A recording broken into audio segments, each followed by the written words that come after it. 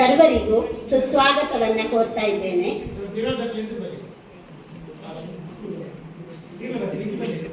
ಯುಗದ ಕವಿ, ಜಗದ ಕವಿ, ವಿಶ್ವ ಮಾನವ ಸಂದೇಶವನ್ನು ಸಾರಿದ ಕುವೆಂಪು ಅವರನ್ನು ಸ್ಮರಿಸುತ್ತಾ ನಮ್ಮ ಕಾರ್ಯಕ್ರಮದ ಆರಂಭವನ್ನು ಸುಮಧುರ ನಾಡಗೀತೆಯೊಂದಿಗೆ ಸಭೆಯ ಯಶಸ್ಸಿಗೆ ಶೋಭೆ ತರಲಿದ್ದಾರೆ ನಮ್ಮ ಶಾಲೆಯ ವಿದ್ಯಾರ್ಥಿನಿಯರು.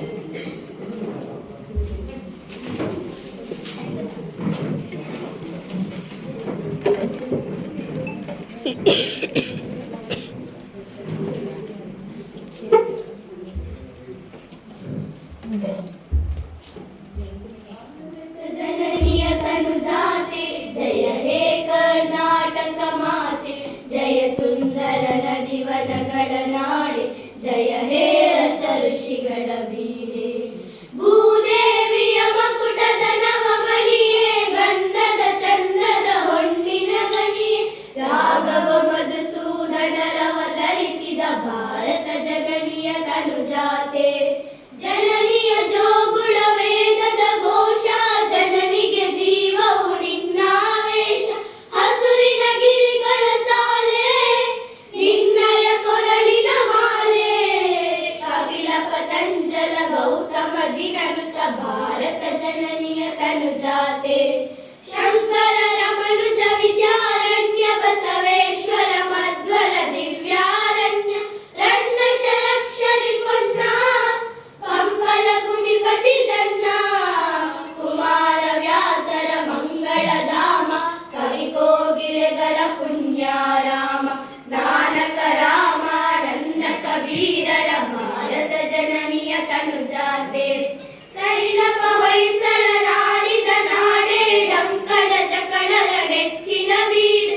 ಕೃಷ್ಣ ಶರಾವತಿ ತುಂಗ, ಕಾವೇರಿಯವರ ರಂಗ. ಚೈತನ್ಯ ಪರಮಹಂಸ ವಿವೇಕರ ಭಾರತ ಜನನಿಯ ತನುಜಾತೆ. ಸರ್ವ ಜನಾಂಗದ ಶಾಂತಿಯ ತೋಟ, ರಸಿಕರ ಕಣ್ಗಳ ಸೆಳೆಯುವ ನೋಟ.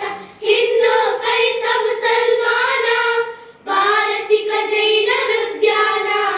ಜನಗಣ ಹೋಲುವ ದೊರೆಗಳ ಧಾಮ, ಗಾಯಕ ವೈಣಿಕರ ರಾಮ. ಕನ್ನಡ ನುಡಿ ಕುಣಿದಾಡುವ ದೇಹ, ಕನ್ನಡ ತಾಯಿಯ ಮಕ್ಕಳ ದೇಹ. ಭಾರತ ಜನನಿಯ ತನುಜಾತೆ, ಜಯ ಹೇ ಕರ್ನಾಟಕ ಮಾತೆ, ಜಯ ಹೇ ಕರ್ನಾಟಕ ಮಾತೆ, ಜಯ ಹೇ ಕರ್ನಾಟಕ ಮಾತೆ.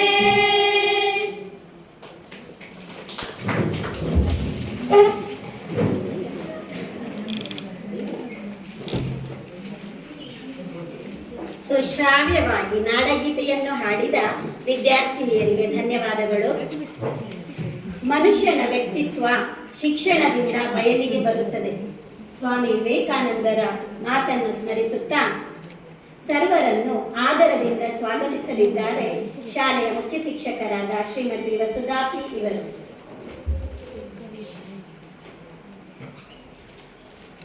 ಎಲ್ಲರಿಗೂ ಶುಭ ಮುಂಜಾನೆ. 2022-23ನೇ ಸಾಲಿನ ಸಾಮಾಜಿಕ ಲೆಕ್ಕ ಪರಿಶೋಧನಾ ಕಾರ್ಯವು ನಮ್ಮ ಶಾಲೆಯಲ್ಲಿ 3/2/25 ಸೋಮವಾರದಿಂದ 6/2/25 ಇಂದಿನವರೆಗೆ ನಡೆದಿದ್ದು, ಇದರ ಅಂಗವಾಗಿ ಇಂದು ಪೋಷಕರ ಸಭೆಯನ್ನು ಏರ್ಪಡಿಸಲಾಗಿದೆ. ಯಾವುದೇ ಒಂದು ಸಾರ್ವಜನಿಕ ಸಂಸ್ಥೆಯು ಅದು ಸ್ಥಾಪಿತಗೊಂಡ ಉದ್ದೇಶವನ್ನು ಸಮರ್ಪಕವಾಗಿ ಪೂರೈಸುವುದನ್ನು ಖಚಿತಪಡಿಸಲು ಕಾಲಕಾಲಕ್ಕೆ ಮೌಲ್ಯಮಾಪನಕ್ಕೆ ಒಳಪಡುವುದು ಅಗತ್ಯವಾಗಿದೆ.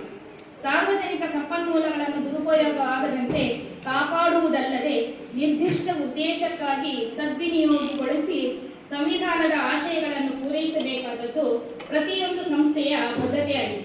ಈ ಹಿನ್ನೆಲೆಯೊಳಗೆ ರಾಜ್ಯ ಸರ್ಕಾರದ ಶಾಲಾ ಶಿಕ್ಷಣ ಇಲಾಖೆಯ ಸಮಗ್ರ ಶಿಕ್ಷಣ ಕಾರ್ಯಕ್ರಮದ ಅನ್ವಯ ನಮ್ಮ ಶಾಲೆಯು 6ರಿಂದ 14 ವರ್ಷ ವಯೋಮಾನದ ವಿದ್ಯಾರ್ಥಿಗಳಿಗೆ ಗುಣಮಟ್ಟದ ಶಿಕ್ಷಣವನ್ನು ಒದಗಿಸುವಲ್ಲಿ ಇಲಾಖಾ ನಿರ್ದೇಶನದಂತೆ ಹಲವಾರು ರಚನಾತ್ಮಕ ಕಾರ್ಯಕ್ರಮಗಳನ್ನು ನಡೆಸುತ್ತಾ ಬಂದಿದೆ. ಶಾಲೆಯ ವ್ಯಾಪ್ತಿಯು ಕೇವಲ ಶಿಕ್ಷಣ ಕೊಡಲು ಮಾತ್ರ ಸೀಮಿತಗೊಳ್ಳದೆ ವಿದ್ಯಾರ್ಥಿಗಳ ಸಾಮಾಜಿಕ, ಆರ್ಥಿಕ, ದೈಹಿಕ ಮತ್ತು ಮಾನಸಿಕ ಆರೋಗ್ಯ, ವೃತ್ತಿ ಮಾರ್ಗದರ್ಶನ ಇತ್ಯಾದಿ ಕ್ಷೇತ್ರಗಳಿಗೂ ವ್ಯಾಪಿಸಿದೆ. ಶಿಕ್ಷಣ ಹಕ್ಕು ಕಾಯ್ದೆಯ ಪ್ರಕಾರ ವಿದ್ಯಾರ್ಥಿಗಳ ಸರ್ವತೋಮುಖವಾದ ಪ್ರಗತಿಯನ್ನು ಸಾಧಿಸುವುದು ಸರ್ಕಾರದ ಆದ್ಯ ಕರ್ತವ್ಯವಾಗಿದೆ. ಇದಕ್ಕಾಗಿಯೇ ಶಾಲೆಗಳಲ್ಲಿ ಮಧ್ಯಾಹ್ನದ ಉಪಹಾರ ಯೋಜನೆ, ಪೌಷ್ಟಿಕ ಪೂರಕ ಆಹಾರ, ಪ್ರೋತ್ಸಾಹದಾಯಕ ಯೋಜನೆಗಳಾದ ಉಚಿತ ಪಠ್ಯಪುಸ್ತಕ, ಸಮವಸ್ತ್ರ, ಶೂ ಸಾಕ್ಸ್, ವಿದ್ಯಾರ್ಥಿ ವೇತನ, ಶುಚಿ ಪ್ಯಾಡ್ ವಿತರಣೆಯಂತಹ ಕಾರ್ಯಕ್ರಮಗಳು ಭೌತಿಕ ಅಗತ್ಯವನ್ನು ಪೂರೈಸಿದರೆ, ಪ್ರತಿಭಾ ಕಾರಂಜಿ ಕ್ರೀಡೆಗಳು, ಕಲೋತ್ಸವ, ಸಹಪಠ್ಯ ಚಟುವಟಿಕೆಗಳು, ಮಾಹಿತಿ ತಂತ್ರಜ್ಞಾನಾಧಾರಿತ ಶಿಕ್ಷಣ ಮೊದಲಾದವುಗಳು ಶೈಕ್ಷಣಿಕ ಮತ್ತು ಮನೋವೈಜ್ಞಾನಿಕ ಅಗತ್ಯಗಳನ್ನು ಪೂರೈಸುತ್ತದೆ. ಈ ಎಲ್ಲಾ ಕಾರ್ಯಕ್ರಮಗಳಿಗೆ ದೊಡ್ಡ ಮೊತ್ತದ ಅನುದಾನವನ್ನು ಕೂಡ ಸರ್ಕಾರವು ನೀಡುತ್ತಿದೆ. ಇದು ಎಷ್ಟರ ಮಟ್ಟಿಗೆ ತಳಮಟ್ಟದಲ್ಲಿ ಕಾರ್ಯರೂಪಕ್ಕೆ ಬಂದಿದೆ ಎಂಬುದನ್ನು ಪರಿಶೀಲನೆಗೆ ಒಳಪಡಿಸಲು ಈ ಸಾಮಾಜಿಕ ಪರಿಶೋಧನೆ ಕಾರ್ಯಕ್ರಮವು ಒಂದು ಮಾನಕವಾಗಿದೆ. 2022-23ನೇ ಸಾಲಿನಲ್ಲಿ ನಮ್ಮ ಶಾಲೆಯ ಸಮಗ್ರ ಕಾರ್ಯಕ್ರಮಗಳ ಮೌಲ್ಯಮಾಪನ ಮಾಡಿ ಶಾಲೆಯ ಸಾಮಾಜಿಕ ಮತ್ತು ನೈತಿಕ ಕ್ಷಮತೆಯನ್ನು ಕಚೇರಿ ಕಡತಗಳ ಪರಿಶೀಲನೆ, ದಾಖಲೆಗಳ ನಿರ್ವಹಣೆ ಪರಿಶೀಲನೆ, ಪೋಷಕರೊಡನೆ ಶಾಲೆಯ ಸಂಬಂಧ, ಶಾಲಾ ಕಾರ್ಯಕ್ರಮಗಳಲ್ಲಿ ಸಮುದಾಯದ ಸಹಭಾಗಿತ್ವ ಮೊದಲಾದ ಅಂಶಗಳನ್ನು ಕಳೆದ 4 ದಿನಗಳಿಂದ ಮೌಲ್ಯಮಾಪನ ಮಾಡಲಾಗಿದೆ. ಈ ಸಾಮಾಜಿಕ ಪರಿಶೋಧನೆಯ ಪೋಷಕರ ಸಭೆಗೆ ನಿಯುಕ್ತರಾಗಿ ಬಂದಿರುವಂತಹ ಧೀರಾಜ್ ಬಾಯ್ಸ್ ಹಾಸ್ಟೆಲ್ ವಾರ್ಡನ್ ಹಾಗೂ ಸೂಪರಿಂಟೆಂಡೆಂಟ್ ಇವರಿಗೆ ನಮ್ಮ ಶಾಲಾ ಪರವಾಗಿ ಹಾರ್ದಿಕವಾದ ಸ್ವಾಗತವನ್ನ ಬಯಸುತ್ತೇವೆ.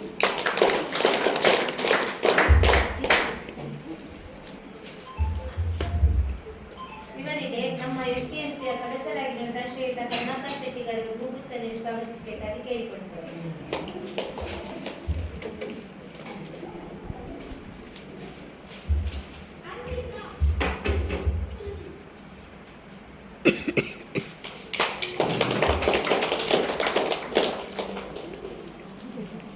ಧನ್ಯವಾದಗಳು.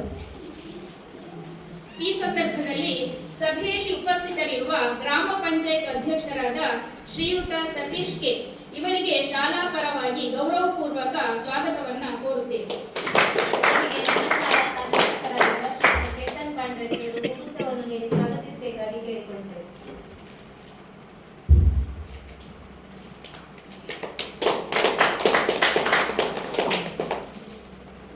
ಧನ್ಯವಾದಗಳು.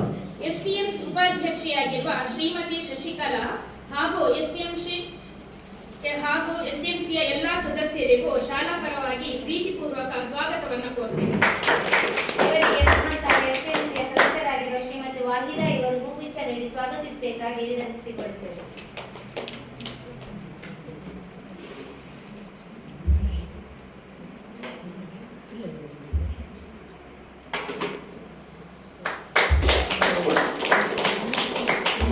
ಧನ್ಯವಾದಗಳು. ಈ ಸಭೆಯಲ್ಲಿ ಉಪಸ್ಥಿತರಿರುವ ಶ್ರೀಯುತ ಹರೀಶ್ ಜಿ, ತಾಲೂಕು ಕಾರ್ಯಕ್ರಮ ವ್ಯವಸ್ಥಾಪಕರು, ಸಾಮಾಜಿಕ ಪರಿಶೋಧನೆ, ಮೂಡಬಿದ್ರೆ ಇವರಿಗೆ ಶಾಲಾ ಪರವಾಗಿ ಹಾರ್ದಿಕ ಸ್ವಾಗತವನ್ನ ಬಯಸ್ತೇವೆ. ಇವರಿಗೆ ನಮ್ಮ ಎಸ್ಟಿಎಂಸಿ ಸದಸ್ಯರಾಗಿರುವ ಶ್ರೀಮತಿ ಸುಂದರಿ ಇವರು ಹೂಗುಚ್ಛವನ್ನು ನೀಡಿ ಸ್ವಾಗತಿಸಬೇಕಾಗಿ ಕೇಳಿಕೊಳ್ತಾ ಇದ್ದೇವೆ.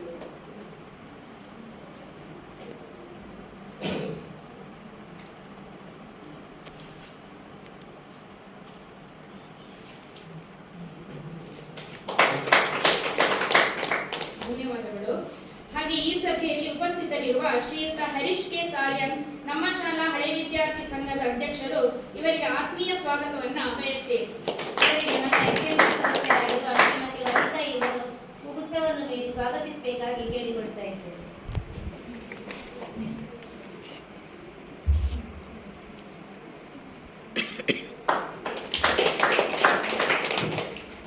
ಹಾಗೆ ಈ ಸಭೆಯಲ್ಲಿ ಉಪಸ್ಥಿತರಿರುವ ಸಾಮಾಜಿಕ ಲೆಕ್ಕ ಪರಿಶೋಧನೆಯ ಗ್ರಾಮ ಸಂಪನ್ಮೂಲ ಸಿಬ್ಬಂದಿಯವರಾದ ಶ್ರೀಮತಿ ಶ್ವೇತಾ ಜೈನ್ ಹಾಗೂ ಶ್ರೀಮತಿ ಸವಿತಾ ಇವರೀರ್ವರಿಗೂ ಶಾಲಾ ಪರವಾಗಿ ಪ್ರೀತಿಪೂರ್ವಕ ಸ್ವಾಗತವನ್ನ ಬಯಸ್ತೇವೆ. ಇವರಿಗೆ ನಮ್ಮ ಎಸ್ಟಿಎಂಸಿ ಸದಸ್ಯರಾಗಿರುವ ಶ್ರೀಮತಿ ಮೀನಾಕ್ಷಿ ಹಾಗೂ ಶ್ರೀಮತಿ ಕವಿತಾ ಇವರು ಹೂಗುಚ್ಛ ನೀಡಿ ಸ್ವಾಗತಿಸಬೇಕಾಗಿ ಕೇಳಿಕೊಳ್ಳುತ್ತೇವೆ.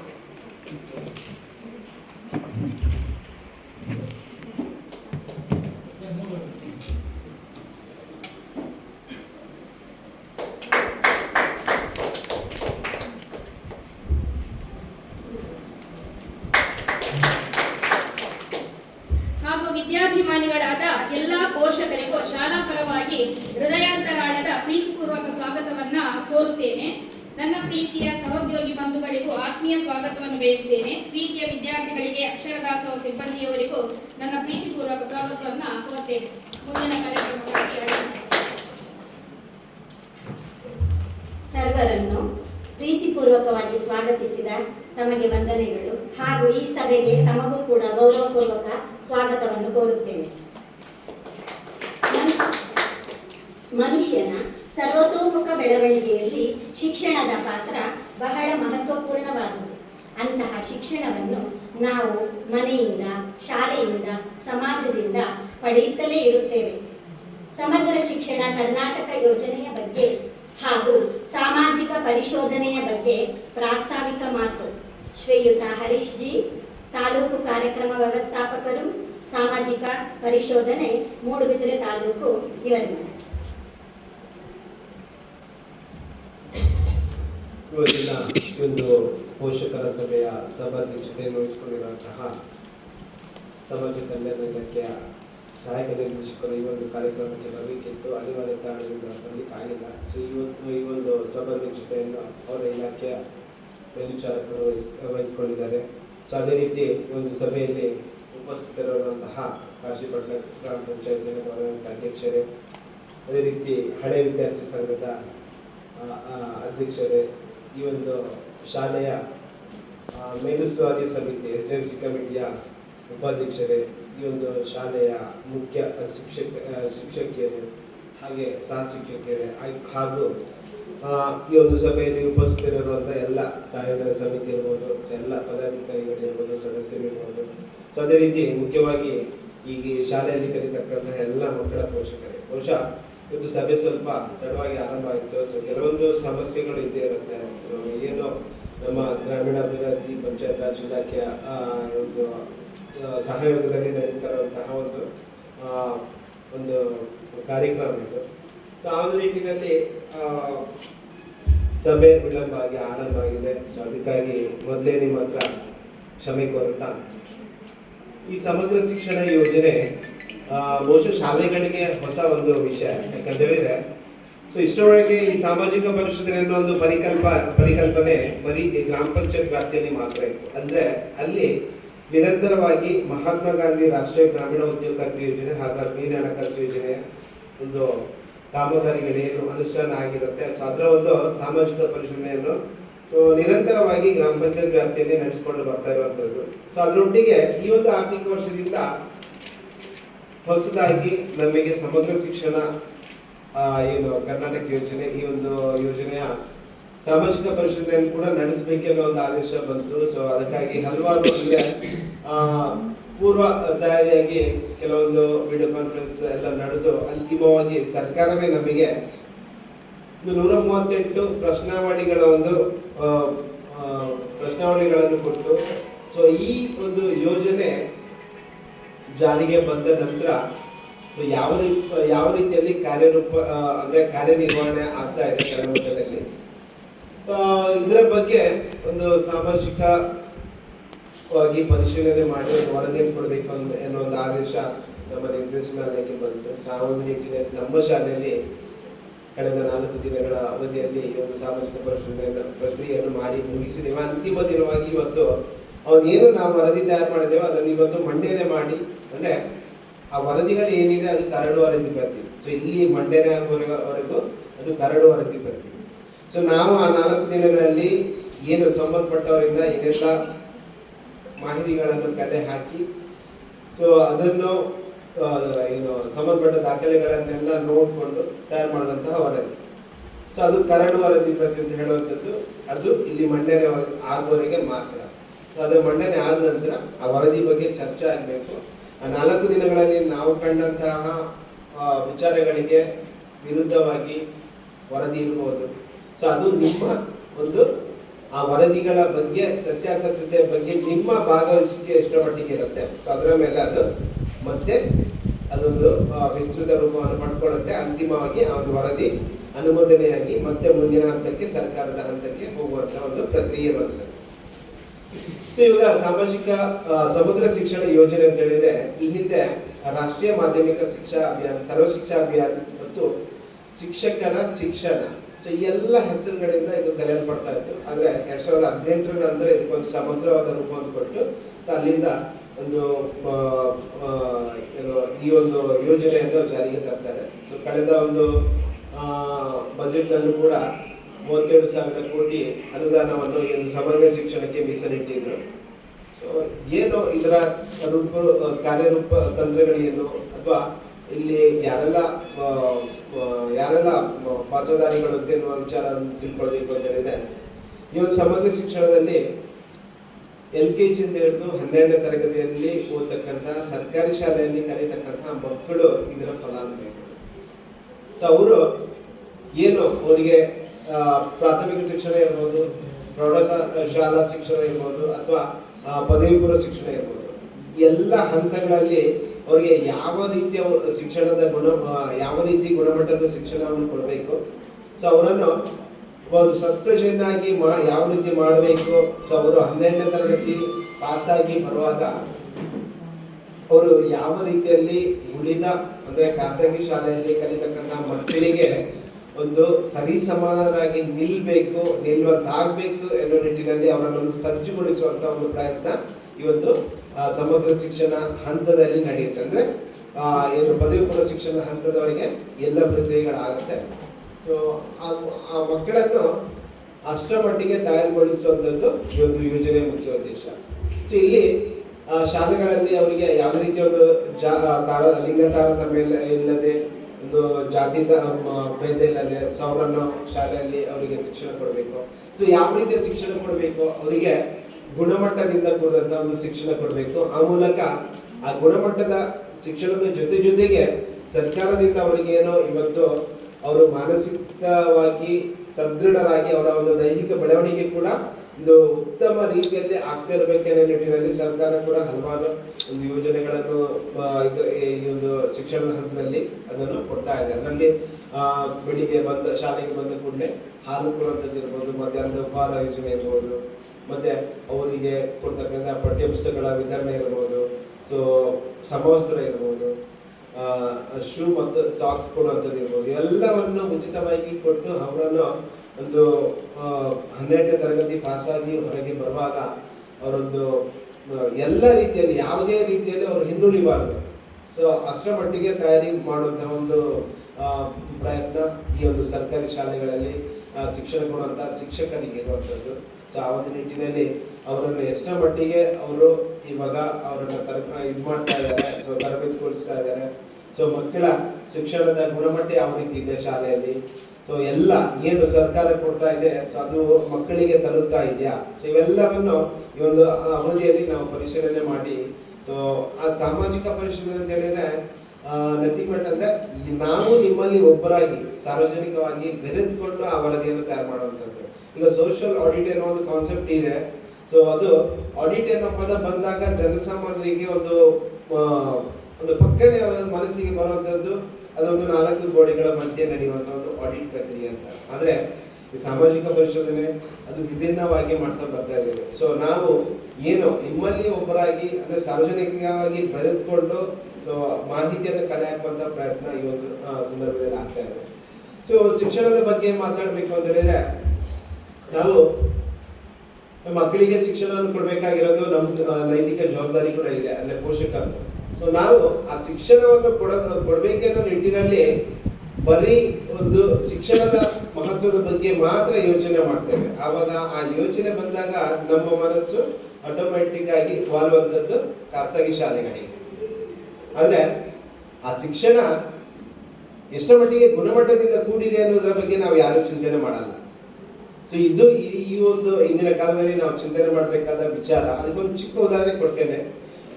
ಯಾಕಂತ ಹೇಳಿದ್ರೆ ನಾವಿಲ್ಲಿ ಸರ್ಕಾರಿ ಶಾಲೆಗಳಲ್ಲಿ ಬಹುಶಃ ನಿಮ್ಗೆ ಗೊತ್ತಿರ್ಲಿಕ್ಕಿಲ್ಲ, ಇಲ್ಲಿ ಶಿಕ್ಷಕರು ಯಾರಿರ್ತಾರೆ ಅವರೆಲ್ಲ ಉನ್ನತ ಮಟ್ಟದಲ್ಲಿ ತರಬೇತಿ ಹೊಂದಿದಂತಹ ಶಿಕ್ಷಕರು. ಸೊ ಅವರು ಒಬ್ಬ ವಿದ್ಯಾರ್ಥಿಯನ್ನು ನೋಡಿದ ಕೂಡಲೇ ಅವನಿಗೆ ಅರಿವಾಗುತ್ತೆ, ಅವ್ರ ಜೊತೆ ಬಳಗಿದ ಕೂಡಲೇ ಸೊ ಇವನಿಗೆ ಯಾವ ರೀತಿಯ ಒಂದು ಶಿಕ್ಷಣದ ಅಗತ್ಯತೆ ಇದೆ, ಸೊ ಎಷ್ಟರ ಮಟ್ಟಿಗೆ ಇವನಿಗೆ ಬೇಕಾಗಿದೆ ಅನ್ನೋ ಒಂದು ವಿಚಾರವನ್ನು ಅವರ ಮಕ್ಕಳನ್ನು ನೋಡಿದ ಕೂಡಲೇ ಅವರಿಗೆ ಮನಸ್ಸಿಗೆ ಬರುತ್ತೆ. ಯಾಕಂತ ಹೇಳಿದ್ರೆ ಅಷ್ಟರ ಮಟ್ಟಿಗೆ ಅವರೊಂದು ಪರಿಣತಿಯನ್ನು ಪಡ್ಕೊಂಡಂತಹ ಶಿಕ್ಷಕರು ನಮ್ಮ ಸರ್ಕಾರಿ ಶಾಲೆಯಲ್ಲಿ ಇರುವಂತವ್ರು. ಆದ್ರೆ ಅದೇ ವಿಚಾರವನ್ನು ನಾವು ಖಾಸಗಿ ಶಾಲೆಗಳಿಗೆ ಹೋಲಿಸಿದಾಗ ಸೊ ಅಲ್ಲಿ ಒಂದು ಇದೇ ರೀತಿಯ ಒಂದು ನಮಗೆ ಫಲಿತಾಂಶ ಸಿಗುತ್ತಾ? ಸೊ ಇಲ್ಲ. ಯಾಕಂತ ಹೇಳಿದ್ರೆ ಖಾಸಗಿ ಶಾಲೆಗಳಲ್ಲಿ ಒಬ್ಬ ಶಿಕ್ಷಕರನ್ನು ಯಾವ ರೀತಿ ಆಯ್ಕೆ ಮಾಡ್ಕೋತಾರೆ ಅಂತ ಹೇಳಿದ್ರೆ, ಒಬ್ರು ಡಿಗ್ರಿ ಪಾಸ್ ಆಗಿದ್ರೆ ಸೊ ಅವರನ್ನು ಆಯ್ಕೆ ಮಾಡಿಕೊಂಡು ಶಿಕ್ಷಕರಾಗಿ ಆಯ್ಕೆ ಮಾಡಿಕೊಂಡು ಖಾಸಗಿ ಶಾಲೆಗಳಲ್ಲಿ ಶಿಕ್ಷಣವನ್ನು ಕೊಡ್ತಾ ಇದ್ದಾರೆ. ಸೊ ಅಂದ್ರೆ ಅಲ್ಲಿ ಖಾಸಗಿ ಶಾಲೆಗಳಲ್ಲಿ ಏನ್ ನೋಡ್ತಾರೆ ಅಂತಂದ್ರೆ, ಕನಿಷ್ಠ ಸಂಬಳಕ್ಕೆ ಯಾರು ದುಡಿಲಿಕ್ಕೆ ಮುಂದೆ ಬರ್ತಾರೋ ಸೊ ಅವರನ್ನು ಆಯ್ಕೆ ಮಾಡ್ಕೊಳ್ಳಿಕ್ಕೆ ಮತ್ತು ಅವರಿಂದ ಶಿಕ್ಷಣವನ್ನು ಕೊಡಿಸ್ಲಿಕ್ಕೆ ಆ ಖಾಸಗಿ ಶಾಲೆಗಳು ಯೋಚನೆ ಮಾಡ್ತಾರೆ. ಆದ್ರೆ ಆ ಶಿಕ್ಷಣದ ಏನು ಗುಣಮಟ್ಟ ಅಥವಾ ಶಿಕ್ಷಣದ ಒಂದು ತರಬೇತಿಯನ್ನು ಪಡೆದುಕೊಳ್ಳದೆ ಅವರು ಅಲ್ಲಿ ಕಲಿತಕ್ಕಂಥ ಮಕ್ಕಳಿಗೆ ಎಷ್ಟರ ಮಟ್ಟಿಗೆ ಒಂದು ಗುಣಮಟ್ಟದ ಶಿಕ್ಷಣವನ್ನು ಕೊಡ್ಲಿಕ್ಕೆ ಸಾಧ್ಯತೆ ಅವರಿಗೆ ಇದೆ. ಸೊ ಇದು ಈ ನಿಟ್ಟಿನಲ್ಲಿ ಮಕ್ಕಳ ಪೋಷಕರು ಯೋಚನೆ ಮಾಡಬೇಕಾದಂತಹ ವಿಚಾರ. ಸೊ ಇಲ್ಲಿ ಈ ವಿಚಾರವನ್ನು ಎಲ್ಲರೂ ತಿಳ್ಕೊಂಡಾಗ ನಮ್ಮ ಸರ್ಕಾರಿ ಶಾಲೆಗಳಲ್ಲಿ ಯಾವುದೇ ರೀತಿಯ ಮಕ್ಕಳ ಸಂಖ್ಯೆ ಕಡಿಮೆ ಮುಂದಿನ ದಿನಗಳಲ್ಲಿ ಕಡಿಮೆ ಆಗಲಿಕ್ಕೆ ಸಾಧ್ಯತೆಗಳು ಬಹಳಷ್ಟು ಕಡಿಮೆ ಇರುತ್ತೆ. ಯಾಕಂದ್ರೆ ಆ ಮಟ್ಟಿನಲ್ಲಿ ಯಾರು ಯೋಚನೆ ಮಾಡ್ತಾ ಇಲ್ಲ. ಸೊ ಗ್ರಾಮೀಣ ಭಾಗದಲ್ಲಿ ಗೊತ್ತಿದೆ. ಸೊ ನಮಗೆ ದೈನಂದಿನ ಏನು ಜೀವನವನ್ನು ರೂಪಿಸಿಕೊಂಡು ನಾವು ನಮ್ಮ ಮಕ್ಕಳಿಗೆ ಶಿಕ್ಷಣ ಕೊಡಬೇಕು ಅಂತ ಹೇಳಿದ್ರೆ ಅದು ಕಷ್ಟದ ಮಾತು. ಸೊ ಆ ಒಂದು ನಿಟ್ಟಿನಲ್ಲಿ ಸರ್ಕಾರಿ ಶಾಲೆಗಳಿಗೆ ನಮ್ಮ ಮಕ್ಕಳನ್ನು ನಾವು ಸೇರಿಸ್ತೇವೆ. ಅಲ್ಲಿ ಬರೀ ಮಕ್ಕಳನ್ನು ಸೇರಿಸಿದ್ರೆ ಸಾಲದು. ಸೊ ಅವರ ಪ್ರತಿಯೊಂದು ಆಗುಹೋಗುಗಳನ್ನು ನಾವು ಬಹಳ ಹತ್ತಿರದಿಂದ ನೋಡಿದ್ರೆ ಮಾತ್ರ ನಮ್ಮ ಮಕ್ಕಳು ನಾವು ಏನು ಅವರ ಬೆನ್ನು ಹಿಡಿದು ಅವರನ್ನು ತುಂಬಾ ಹತ್ತಿರದಿಂದ ನೋಡ್ಕೊಂಡಾಗ ಮಾತ್ರ ಅವರು ಕಲಿಯೋದ್ರಲ್ಲಿ ಇರ್ಬೋದು, ಯಾವುದೇ ಒಂದು ಚಟುವಟಿಕೆಯಲ್ಲಿ ಮುಂದೆ ಬರ್ಬೋದು. ಇಲ್ಲದೆ ಹೋದ್ರೆ ಬರೀ ಒಂದದು ಶಿಕ್ಷಣವನ್ನು ಕೊಡ್ಬೇಕಾಗಿರೋದು ನಮ್ಮ ಜವಾಬ್ದಾರಿ ಅಷ್ಟೇ ಅಂತ ತಿಳ್ಕೊಂಡು ನಾವು ಮಾಡಿದ್ರೆ ಬಹುಶಃ ಅಲ್ಲಿ ಒಂದು ಒಳ್ಳೆಯ ಫಲಿತಾಂಶ ನಾವು ಕಂಡುಕೊಳ್ಳಿಕ್ಕೆ ಸಾಧ್ಯತೆಗಳು ಬಹಳಷ್ಟು ಕಡಿಮೆ ಇರುತ್ತೆ. ಸೊ ಇಲ್ಲಿ ಇನ್ನೊಂದು ವಿಚಾರ ಏನಂತ ಹೇಳಿದ್ರೆ, ಈ ಮಕ್ಕಳು ನಾವು ಕೆಲವೊಂದು ಶಾಲೆಗಳಲ್ಲಿ ಅಂದ್ರೆ ಮೂಡಬಿದ್ರೆ ತಾಲೂಕಿನ ಎಂಟೈರ್ ಶಾಲೆ ಮತ್ತು ಅಲ್ಲಿ 12 ಗ್ರಾಮ ಪಂಚಾಯತ್ಗಳಿವೆ. ಅಲ್ಲಿ 24 ಶಾಲೆಗಳಲ್ಲಿ ಸಾಮಾಜಿಕ ಪರಿಶೀಲನೆ ಆಗಿದೆ ಸಮಗ್ರ ಶಿಕ್ಷಣಕ್ಕೆ ಸಂಬಂಧಪಟ್ಟ ಹಾಗೆ. ಇಲ್ಲಿ ನಮಗೆ 9 ಗ್ರಾಮ ಪಂಚಾಯತ್ಗಳಿವೆ. ಅದರಲ್ಲಿ 5 ಶಾಲೆಗಳಿವೆ. 10 ಶಾಲೆಗಳ ಇವತ್ತಿಗೆ 10 ಶಾಲೆಗಳು ಮುಗಿಯಿತು. ಸೊ ಇಲ್ಲಿ ನಾವು ನೋಡಿದ ಒಟ್ಟಾರೆಯಾಗಿ ನಾವು ಹೇಳ್ಬೇಕು ಅಂತ ಹೇಳಿದ್ರೆ, ನಮ್ಮ ವರದಿ ಅಂದ್ರೆ ನಮ್ದು ಈ ಸಾಮಾಜಿಕ ಪರಿಶೋಧನೆಯನ್ನು ಹೊರತುಪಡಿಸಿ ಒಂದು ಹೇಳ್ಬೇಕು ಅಂತ ಹೇಳಿದ್ರೆ, ಈ ಸಮಗ್ರ ಶಿಕ್ಷಣಕ್ಕೆ ಸಂಬಂಧಪಟ್ಟ ಹಾಗೆ ಇದು ಬೆರಳೆಣಿಕೆಯಷ್ಟು ಶಾಲೆಗಳಲ್ಲಿ ಅದಕ್ಕೆ ಒಂದು ಒಳ್ಳೆಯ ಮಟ್ಟವನ್ನು ಕೂಡ ನಾವು ನೋಡಿದ್ದೇವೆ. ಸೊ ಅದನ್ನು ಹೊರತುಪಡಿಸಿದ್ರೆ ಎಲ್ಲ ಶಾಲೆಗಳಲ್ಲಿ ಏನು ಅಥವಾ ಕೊಡಬೇಕಿದೆ ಕೊಡ್ತಾ ಇದ್ದಾರೆ ಆ ಒಂದು ಮಟ್ಟಿನಲ್ಲಿ ನಾವು ಇರುವುದನ್ನು ಕೂಡ ಗಮನಿಸಿದ್ದೇವೆ. ಸೊ ಆದ್ರೆ ಈ ಒಂದು ಹಂತದಲ್ಲಿ ಏನು ಆಗಿರುತ್ತೆ ಆ ಒಂದು ವರದಿಯನ್ನು ಖಂಡಿತ ನಾವು ಏನು ಸಂಬಂಧಪಟ್ಟ ಇಲಾಖೆಗೆ ಕೊಡ್ತೇವೆ. ಅದರಲ್ಲಿ ಎರಡು ಮಾತಿಲ್ಲ. ಆದ್ರೆ ಓವರಾಲ್ ಆಗಿ ನಮ್ಮ ಒಂದು ಅನಿಸಿಕೆ ಹೇಳ್ಬೇಕು ಅಂತ ಹೇಳಿದಾಗ ಮಾತ್ರ ನಾವು ಒಂದು ಮಾತನ್ನು ಹೇಳಿರುತ್ತೇವೆ. ಸೊ ಇಲ್ಲಿ ಮತ್ತೊಮ್ಮೆ ಏನು ಅಂತ ಹೇಳಿದ್ರೆ, ಈ ನಾನು ಆಗ್ಲೇ ಹೇಳಿದಾಗೆ ಸಮಗ್ರ ಶಿಕ್ಷಣ ಯೋಜನೆ ಏನಿಲ್ಲ, ಅದರಲ್ಲಿ ಆ ಮಕ್ಕಳು ಏನು ಇಲ್ಲಿಂದ ವಿದ್ಯಾಭ್ಯಾಸವನ್ನು ಪಡ್ಕೊತಾರೆ, ಆ ಪಡ್ಕೊಳ್ಳುವಂತಹ ಸಂದರ್ಭದಲ್ಲಿ ಬದಲಾವಣೆಗಳು ನಿರಂತರ ಆಗ್ತಾನೆ ಇರುತ್ತೆ. ಅಂದ್ರೆ ಸೊ ಮಕ್ಕಳು ಪ್ರಾಥಮಿಕ ಶಿಕ್ಷಣವನ್ನು ಪೂರೈಸಿ ನಂತರ ಪ್ರೌಢಶಾಲೆಗೆ ಬಂದಾಗ ಅವರ ಬೆಳವಣಿಗೆಯಲ್ಲಿ ಕೂಡ ಬದಲಾವಣೆಗಳಾಗುತ್ತೆ. ಸೊ ಅವರ ಒಂದು ಅಭಿರುಚಿಗಳಲ್ಲಿ ಕೂಡ ಬದಲಾವಣೆ ಖಂಡಿತ ಕಂಡೇ ಕಾಣ್ತೀವಿ. ಸೊ ಇದು ಮುಖ್ಯವಾಗಿ ಪೋಷಕರಿಗೆ, ಮಕ್ಕಳು ಮನೆಯಲ್ಲಿ ಇರ್ತಾರೆ. ಸೊ ಅವರಲ್ಲಿ ಹೊಸದಾಗಿ ಏನಾದ್ರು ಒಂದು ವಿಚಾರಗಳು ಅವರು ಆಸಕ್ತಿ ವಹಿಸಿಕೊಂಡಾಗ ಅದು ಮೊದಲನೇದಾಗಿ ಕಣ್ಣಿಗೆ ಬೀಳುವಂಥದ್ದು ಮನೆಯಲ್ಲಿ ಮಕ್ಕಳ ಪೋಷಕರಿಗೆ. ಸೊ ಏನು ಅವರ ಒಂದು ವಿಶೇಷ ಅಭಿರುಚಿಯನ್ನು ನೀವು ಬಹಳ ಹತ್ತಿರದಿಂದ ನೋಡಿಕೊಂಡು ಅದನ್ನು ಮತ್ತೆ ಶಾಲೆಗೆ ಬಂದಾಗ ಆ ಶಾಲೆಯಲ್ಲಿ ಶಿಕ್ಷಕರ ಗಮನಕ್ಕೆ ತಂದಾಗ ಬಹುಶಃ ಶಿಕ್ಷಕರು ಕೂಡ ಆ ಒಂದು ಮಗುವಿನಲ್ಲಿ ಏನು ಒಂದು ವಿಶೇಷ ಅಭಿರುಚಿ ಇದೆ ಸೊ ಅದನ್ನು ಗಮನಿಸಿ ಮುಂದೆ ಅವರಿಗೆ ಏನು ಅಗತ್ಯವಿರುವಂತಹ ಒಂದು ಮಾರ್ಗದರ್ಶನ ಇರ್ಬೋದು, ಯಾವ ರೀತಿ ಒಂದು ಅದಕ್ಕೆ ಉತ್ತೇಜನಕಾರಿಯಾದಂತಹ ವಿಚಾರವನ್ನು ಶಾಲೆಯಲ್ಲಿ ಕೊಡ್ಲಿಕ್ಕೆ ಅವಕಾಶ ಆಗುತ್ತೆ. ಸೊ ಈ ತರ ಆ ಬದಲಾವಣೆಗಳನ್ನು ನಾವು ಬಹಳ ಹತ್ತಿರದಿಂದ ನೋಡಿದಾಗ ಮುಂದೆ ಅದು ಬೆಳೀತಾ ಪ್ರೌಢಶಾಲಾ ಹಂತ ದಾಟಿ ಮತ್ತೆ ಅವರು ಏನು ಪದವಿ ಪೂರ್ವ ಶಿಕ್ಷಣ ದಾಟಿ 12ನೇ ತರಗತಿ ಪಾಸ್ ಆಗಿ ಹೊರ ಜಗತ್ತಿಗೆ ಬಂದಾಗ, ಅಂದ್ರೆ ಅಲ್ಲಿ 12ನೇ ತರಗತಿ ಒಂದು ಮಕ್ಕಳು ಅಲ್ಲಿ ಅದರ ನಂತರ ನಮ್ಮ ವೃತ್ತಿ ಜೀವನಕ್ಕೆ ಸಂಬಂಧಪಟ್ಟ ಹಾಗೆ ಆಯ್ಕೆಗಳು ಇರುತ್ತೆ. ಸೊ ಆ ಆಯ್ಕೆಗಳನ್ನು ಆಯ್ಕೆ ಮಾಡ್ಕೊಳ್ಳುವಾಗ ಆ ಒಂದು ಮಗುವಿಗೆ ಬಹಳಷ್ಟು ಉಪಕಾರಿ ಆಗುತ್ತೆ. ಸೊ ಅವ್ರು ಏನು ಅವ್ರು ಕಲ್ತಿದ್ದಾರೆ, ಸೊ ಅವರ ಒಂದು ಐಚ್ಛಿಕ ವಿಷಯ ಏನಿದೆ, ಸೊ ಅದಕ್ಕೆ ಒಂದು ಸೂಕ್ತ ಬೆಂಬಲ ಕೊಟ್ಟಾಗ ಅವರು ಮತ್ತು ಅದನ್ನು ಮುಂದುವರಿಸಿಕೊಂಡು ಅವರ ಮುಂದಿನ ಜೀವನವನ್ನು ಆಯ್ಕೆ ಮಾಡ್ಕೊಳ್ಳಿಕ್ಕೆ, ಅವರ ವೃತ್ತಿ ಬದುಕನ್ನು ಆಯ್ಕೆ ಮಾಡ್ಕೊಳ್ಳಿಕ್ಕೆ ಅದೊಂದು ಅವರಿಗೆ ಒಂದು ಭದ್ರ ಬುನಾದಿ ಆಗಿರುತ್ತೆ. ಮುಂದೆ ಅವರು ಒಂದು ಒಳ್ಳೆಯ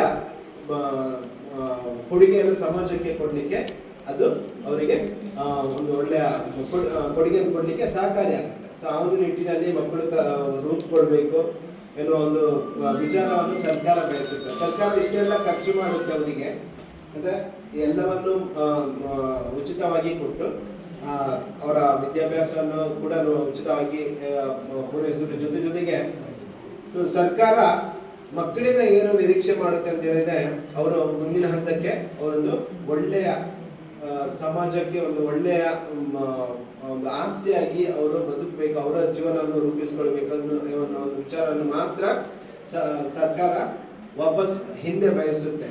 ಅವರು ಯಾವುದೇ ರೀತಿಯಲ್ಲಿ ಸಮಾಜಕ್ಕೆ ಹೊರೆಯಾಗದೆ ಬದುಕಬೇಕು ಎನ್ನುವುದು ಸರ್ಕಾರ ಬಯಸುವಂಥದ್ದು. ಸೊ ಅದು ಈ ಒಂದು ಹಂತದಲ್ಲಿ ಸಮಗ್ರ ಶಿಕ್ಷಣ ಹಂತದಲ್ಲಿ ಪ್ರತಿಯೊಂದು ಹಂತದಲ್ಲಿ ಕೂಡ ಅದನ್ನು ಯಾವುದೇ ಹಂತದಲ್ಲಿ ಇರ್ಬೋದು, ಮಕ್ಕಳ ಆ ಒಂದು ಬೆಳವಣಿಗೆಗಳನ್ನು ಗುರುತಿಸಿಕೊಂಡು ಅದಕ್ಕೆ ಕಾಲಕ್ಕೆ ಅದಕ್ಕೆ ಅವರನ್ನು ಉತ್ತೇಜನ ಕೊಡುವಂತಹ ಪ್ರಯತ್ನ ಶಾಲೆಗಳಲ್ಲಿ ಆಗಬೇಕು ಅಂತ ಹೇಳಿದ್ರೆ, ಮಕ್ಕಳ, ಪೋಷಕರ ಮತ್ತು ಶಿಕ್ಷಕರ ಈ ಮೂರು ಏನು ಬಾಂಧವ್ಯ ಇದೆ, ಸೊ ಅದು ಮುಖ್ಯವಾಗಿ ಒಳ್ಳೆಯ ರೀತಿಯಲ್ಲಿ ಇರಬೇಕು. ಅದು ಒಳ್ಳೆಯ ರೀತಿಯಲ್ಲಿ ಇದ್ದಾಗ ಮಾತ್ರ ಅದರ ಫಲಿತಾಂಶ ನಮ್ಮ ಮಕ್ಕಳಲ್ಲಿ ನಮಗೆ ಕಾಣಲಿಕ್ಕೆ ಸಿಗುವಂಥದ್ದು.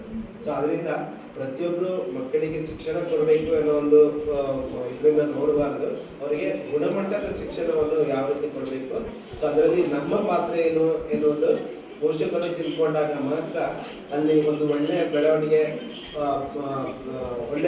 ಆಗುತ್ತೆ. ಸೊ ಅದು ಮತ್ತೆ ಮುಂದೆ ಆ ಮಗುವಿನ ಒಂದು ಉತ್ತಮ ಭವಿಷ್ಯವನ್ನು ರೂಪಿಸುವಲ್ಲಿ ಸಹಕಾರಿಯಾಗುತ್ತೆ. ಸೊ ಇದು ಬರೀ ಒಂದು ಸಮಗ್ರ ಶಿಕ್ಷಣಕ್ಕೆ ಸಂಬಂಧಪಟ್ಟ ಹಾಗೆ ಒಟ್ಟಾರೆ ಅಂಶ. ಸೊ ಅದು ನಿಮ್ಮ ಶಾಲೆಯಲ್ಲಿ ಈ ಒಂದು ರೀತಿಯ ಸಮಗ್ರ ಶಿಕ್ಷಣದ ಬಗ್ಗೆ ಒಂದು ಕಾರ್ಯಕ್ರಮ ಆಗಿತ್ತು, ಅಲ್ಲಿ ನಾವು ಭಾಗವಹಿಸಿದ್ವಿ ಅನ್ನೋ ಒಂದು ವಿಚಾರ ನಿಮಗೆ ಗೊತ್ತಾದ್ರೆ ಬಹುಶಃ ಈ ಒಂದು ಯೋಜನೆಗೆ ಅದು ಸಂದಂತಹ ಒಂದು ಯಶಸ್ಸು. ನೀವು ಇಲ್ಲಿ ಮುಕ್ತವಾಗಿ ಚರ್ಚೆ ಮಾಡ್ಕೋಬೇಕು. ಯಾಕಂದ್ರೆ ಈ ಯೋಜನೆಗಳು ಸರ್ಕಾರ ತರುತ್ತೆ, ಆದ್ರೆ ಅದು ಜಾರಿಯಲ್ಲಿ ಇದ್ದು ಅದನ್ನು ಅದರಿಂದ ಏನಾದ್ರೂ ಮುಂದೆ ಸಮಸ್ಯೆಗಳು ಆಗ್ತಿದ್ಯಾ ಅಥವಾ ಇವಾಗ ಆಗ್ತಿರುವಂತ ಕೊಡ್ತಾ ಇರುವಂತಹ ಏನು ಸೇವೆಯನ್ನು ಇನ್ನಷ್ಟು ಪರಿಣಾಮಕಾರಿಯಾಗಿ ಯಾವ ರೀತಿ ಮಾಡ್ಕೋಬಹುದು ಅಂತ ಹೇಳ್ಬೇಕು ಅಂತ, ಅದಕ್ಕೆ ಒಂದು ಫೀಡ್ಬ್ಯಾಕ್ ಬೇಕು ಅಂತ ಹೇಳಿದ್ರೆ ಅದು ಈ ಒಂದು ಸಾಮಾಜಿಕ ಪರಿಶೋಧನೆಯ ಮೂಲಕ ಸರ್ಕಾರಕ್ಕೆ ಸಿಗುತ್ತೆ. ಸೊ ಇಲ್ಲಿ ನಿಮ್ಮದು ಬಹಳಷ್ಟು ಮುಖ್ಯ ಪಾತ್ರ ಇರುತ್ತೆ. ಸೊ ನೀವುಗಳು ಇಲ್ಲಿ ಪ್ರತಿಯೊಂದು ಹಂತದಲ್ಲಿ ಕೂಡ ಏನಾದರೂ ಬದಲಾವಣೆಗಳಿರ್ಬೋದು ಅಥವಾ ನಿಮ್ಮ ಸಲಹೆ ಸೂಚನೆಗಳಿರ್ಬೋದು, ಸೊ ಅದನ್ನು ವ್ಯಕ್ತಪಡಿಸಿದಾಗ ಅದು ಮುಂದಕ್ಕೆ ಸರ್ಕಾರಕ್ಕೆ ಮುಟ್ಟುತ್ತೆ. ಮುಂದಿನ ದಿನಗಳಲ್ಲಿ ಇಮಿಡಿಯೇಟ್ ಅಂತಲ್ಲ, ಸೊ ಅದು ಮುಂದಿನ ದಿನಗಳಲ್ಲಿ ಮತ್ತಷ್ಟು ಅದಕ್ಕೆ ಪರಿಣಾಮಕಾರಿಯಾಗಿ ಅದನ್ನು ಜಾರಿಗೆ ತರಲಿಕ್ಕೆ ಸರ್ಕಾರಕ್ಕೆ ಕ್ರಮ ತೆಗೆದುಕೊಳ್ಳಿಕ್ಕೆ ಅದು ಸಹಕಾರಿಯಾಗುತ್ತೆ. ಸಾಮಾಜಿಕ ಪರಿಶೋಧನೆ ಬಗ್ಗೆ ನಾನು ಆಗಲೇ ಹೇಳಿದೆ. ಸೊ ನಮಗೆ ಈ ಒಂದು ಕ್ಷೇತ್ರ ನಮಗೂ ಹೊಸ್ತು. ಸೊ ಅಂದ್ರೆ ಒಂದು ಗ್ರಾಮ ಪಂಚಾಯತ್ ವ್ಯಾಪ್ತಿಯಲ್ಲಿ ಬರತಕ್ಕಂತಹ ಒಂದು ಸರ್ಕಾರಿ ಶಾಲೆಗಳ 2 ಸರ್ಕಾರಿ ಶಾಲೆಗಳನ್ನು ಆಯ್ಕೆ ಮಾಡಿಕೊಂಡು ಪ್ರತಿ ವರ್ಷ ನಾವು ಈ ಒಂದು ಸಮಗ್ರ ಶಿಕ್ಷಣವನ್ನು ನಡೆಸ್ತಾ ಬರಬೇಕೆನ್ನುವುದು ಸರ್ಕಾರದ ಉದ್ದೇಶ. ಸೊ ಮುಂದೆ ಕೂಡ ತಮ್ಮ ಪ್ರತಿ ವರ್ಷ ಈ ಒಂದು ಸಮಗ್ರ ಶಿಕ್ಷಣದ ಒಂದು ಸಾಮಾಜಿಕ ಪರಿಶೋಧನೆ ಕೂಡ ನಡೆಯುವಂಥದ್ದು. ಸೊ ಇಲ್ಲಿ ಮುಖ್ಯವಾಗಿ ನಾವು 3 ವಿಚಾರಗಳಿಗೆ ಬಹಳಷ್ಟು ಒತ್ತು ಕೊಡ್ತೇವೆ. ಒಂದು ಪಾರದರ್ಶಕತೆ, ಉತ್ತರದಾಯಿತ್ವ ಮತ್ತು ಜನರ ಸಹಭಾಗಿತ್ವ. ಇಲ್ಲಿ ಪಾರದರ್ಶಕತೆ ಅಂತ ಹೇಳಿದ್ರೆ ಈ ಯೋಜನೆಗೆ ಅನುದಾನಗಳು ಎಷ್ಟು ಬಂದಿದೆ, ಸೊ ಆ ಯೋಜನೆಗಳಿಗೆ ಬಂದಂತ ಅನುದಾನ ಸಮರ್ಪಕವಾಗಿ ಖರ್ಚಾಗಿದೆಯಾ, ಆ ಖರ್ಚಾಗಿದ್ರೆ ಅದು ಯಾವ ರೀತಿ ಖರ್ಚಾಗಿದೆ, ಆ ಖರ್ಚು ವೆಚ್ಚಗಳಿಗೆ ಸಂಬಂಧಪಟ್ಟ ಹಾಗೆ ಏನು ದಾಖಲೆಗಳನ್ನು ಇಟ್ಟಿದ್ದಾರೆ, ಸೊ ಈ ಯೋಜನೆ ಅಡಿಯಲ್ಲಿ ಏನೆಲ್ಲ ವಹಿಗಳನ್ನು ನಿರ್ವಹಿಸಬೇಕು, ಸೊ ಅದನ್ನು ಸೂಕ್ತವಾಗಿ ನಿರ್ವಹಿಸ್ತಾ ಇದ್ದಾರಾ, ಸೊ ಇವೆಲ್ಲವನ್ನು ನಾವು ಪ್ರಾರಂಭಿಕ ದಿನದಲ್ಲಿ ಬಂದು ನೋಡ್ತೇವೆ. ಸೊ ಅದನ್ನು ಪರಿಶೀಲಿಸಿ ಸೊ ಏನಿದೆ ಯಥಾವತ್ತಾಗಿ ಅದನ್ನು ನಿಮ್ಮ ಮುಂದಿಡುವಂತಹ ಪ್ರಯತ್ನವನ್ನು ನಾವು ಮಾಡ್ತೇವೆ. ಸೊ ಅದೇ ರೀತಿ ಮತ್ತೆ ಮಕ್ಕಳ ತರಗತಿಗಳಿಗೆ ಭೇಟಿ ಕೊಟ್ಟು ಅವರೊಂದು ಕಲಿಕೆ, ಅವರು ಯಾವ ರೀತಿಯ ಬುದ್ಧಿಮತ್ತೆಯನ್ನು ಹೊಂದಿದ್ದಾರೆ, ಪಠ್ಯದ ವಿಚಾರ ಒಂದು ಕಡೆ ಆದರೆ ಪಠ್ಯೇತರ ವಿಚಾರಗಳ ಬಗ್ಗೆ ಅವರಿಗೆ ಎಷ್ಟು ಆಸಕ್ತಿ ಇದೆ. ಸೊ ಒಬ್ಬ ವಿದ್ಯಾರ್ಥಿಯನ್ನು ನಾವು ತರಗತಿಗಳಿಗೆ ಭೇಟಿ ಕೊಟ್ಟು ಕೆಲವೊಂದು ಚಟುವಟಿಕೆಗಳನ್ನು ನಾವು ಮಾಡಿಸ್ತೇವೆ. ಅಂದರೆ ಅದರ ಮಾಡಿಸಿರೋ ಉದ್ದೇಶ ನಾವು ಒಂದು ಎಷ್ಟರ ಮಟ್ಟಿಗೆ ಅವನೊಂದು ಕಾನ್ಫಿಡೆನ್ಸ್ ಲೆವೆಲ್ ಇದೆ, ಮಗುವಿನ ಕಾನ್ಫಿಡೆನ್ಸ್ ಲೆವೆಲ್ ಎಷ್ಟರ ಮಟ್ಟಿಗೆ ಇದೆ ಅನ್ನೋದನ್ನು ತಿಳ್ಕೊಳ್ಳೋಂಥ ಒಂದು ಪ್ರಕ್ರಿಯೆ ಅಷ್ಟೇ, ಅದು ಬಿಟ್ಟು ಬೇರೆ ಏನಲ್ಲ. ಸೊ ಅದನ್ನು ನಾವು ತಿಳ್ಕೊತೇವೆ, ಅವರಿಂದ ಆಕ್ಟಿವಿಟಿ ಮಾಡಿಸ್ಕೊಂಡು. ಸೊ ಇದನ್ನೆಲ್ಲ ಮಾಡಿಕೊಂಡು ನಾವು ನಮ್ಮ ವರದಿಯಲ್ಲಿ ದಾಖಲೆ ಮಾಡ್ಕೊಳ್ತೇವೆ. ಮತ್ತೆ ನಾನು ಆಗಲೇ ಹೇಳಿದಂತೆ 138 ಪ್ರಶ್ನಾವಳಿಗಳನ್ನು ಸರ್ಕಾರವೇ ಕೊಟ್ಟಿದೆ. ಅದರಲ್ಲಿ ಶಿಕ್ಷಕರಿಗೆ ಸಂಬಂಧಪಟ್ಟದ್ದು ಇರುತ್ತೆ, ಮಕ್ಕಳಿಗೆ ಸಂಬಂಧಪಟ್ಟದ್ದು ಇರುತ್ತೆ, ಮಕ್ಕಳ ಪೋಷಕರಿಗೆ ಸಂಬಂಧಪಟ್ಟದ್ದು ಕೂಡ ಇರುತ್ತೆ. ಸೊ ಇವೆಲ್ಲವನ್ನು ಅವರವರಿಗೆ ಸಂಬಂಧಪಟ್ಟ ಹಾಗೆ ನಾವು ಅವರಿಂದ ಮಾಹಿತಿಗಳನ್ನು ತಿಳ್ಕೊಂಡು ಅದನ್ನು ದಾಖಲಿಸುವಂಥ ಪ್ರಯತ್ನ ಮಾಡಿದ್ದೇವೆ. ಇನ್ನು ಮನೆ ಭೇಟಿ ಮಾಡುವಾಗ ಮುಖ್ಯವಾಗಿ ಏನು ಸುರಕ್ಷತೆ ಬಗ್ಗೆ, ಸೊ ಅದರ ಬಗ್ಗೆನೂ ನಾವು ಪೋಷಕರಿಗೆ ಮುಕ್ತವಾಗಿ ಪ್ರಶ್ನೆಗಳನ್ನು ಕೇಳಿ ಅವರಿಂದ ಒಂದು ಮಾಹಿತಿಗಳನ್ನು ಕೂಡ ಕಲೆ ಹಾಕಿದ್ದೇವೆ. ಸೊ ಪೋಷಕರ ಎಷ್ಟು ಮಕ್ಕಳ ಪೋಷಕರ ಮನೆಗೆ ಬಂದಿದ್ದಾರೆ ನಮ್ಮ ತಂಡದವರು, ಇಲ್ಲಿ ಇರುವಂತವರಲ್ಲಿ ಬಂದಿದ್ದಾರೆ. ನಿಮ್ಮಲ್ಲಿ ಕೆಲವೊಂದು ಪ್ರಶ್ನೆಗಳು ಕೇಳಿದಾರೆ. ಮಕ್ಕಳ ಸುರಕ್ಷತೆ ಬಗ್ಗೆ ಏನೆಲ್ಲ ಕೇಳಿದ್ದಾರೆ? ಹೆಣ್ಣು ಮಕ್ಕಳ ಸುರಕ್ಷತೆ ಬಗ್ಗೆ ಕೇಳಿದಾರ? ಸೊ ಅಂದ್ರೆ ಅಲ್ಲಿ ಸರ್ಕಾರ ಎಷ್ಟರ ಮಟ್ಟಿಗೆ ಪ್ರತಿಯೊಂದು ಮಗುವಿನ ಮೇಲೆ ಕಾಳಜಿ ವಹಿಸುತ್ತೆ ಅಂತ ಹೇಳಿದ್ರೆ, ಸೊ ಅಲ್ಲಿ ಈ ಹೆಣ್ಣು ಮಕ್ಕಳ ಬಗ್ಗೆ ಕೂಡ ಒಂದು ಕ್ವಶನ್ ಇದೆ, ಅಂದ್ರೆ ಸೇಫ್ ಟಚ್ ಮತ್ತು ಅನ್ಸೇಫ್ ಟಚ್ ಬಗ್ಗೆ.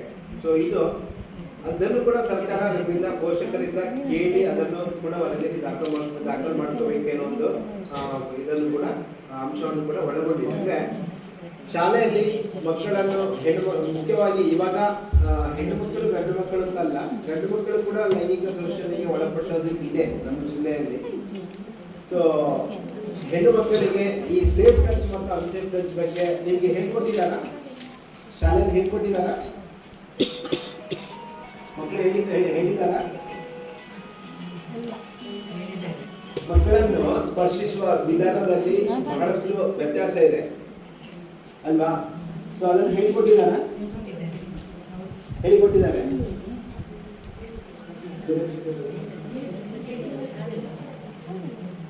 ಓಕೆ, ಸೊ ಅದು ಕೂಡ ಮ್ಯಾಟರ್ ಆಗುತ್ತೆ. ಯಾಕಂತ ಹೇಳಿದ್ರೆ ಅಷ್ಟರ ಮಟ್ಟಿಗೆ ಸರ್ಕಾರಗಳು ವರದಿಗಳನ್ನು ಕೇಳ್ತಾವೆ.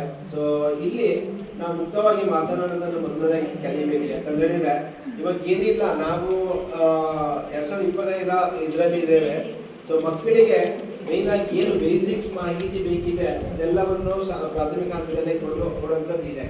ಸೊ ಹಾಗಾಗಿ ಸೊ ಎಲ್ಲೇ ಇರಲಿ ಮಕ್ಕಳು, ಮುಖ್ಯವಾಗಿ ಹೆಣ್ಣು ಮಕ್ಕಳ ಬಗ್ಗೆ ಅಲ್ಲಿ ಅವರ ಸ್ಪರ್ಶದಲ್ಲಿ ಯಾವ ರೀತಿ ಒಂದು ಇದಿದೆ ಅನ್ನೋದನ್ನು ಕೂಡ ತಿಳ್ಕೊಳ್ಳುವಂತ ಒಂದು ಪಾಠವನ್ನು ಕೂಡ ಶಾಲೆಯಲ್ಲಿ ಕೊಡಬೇಕಾಗುತ್ತೆ.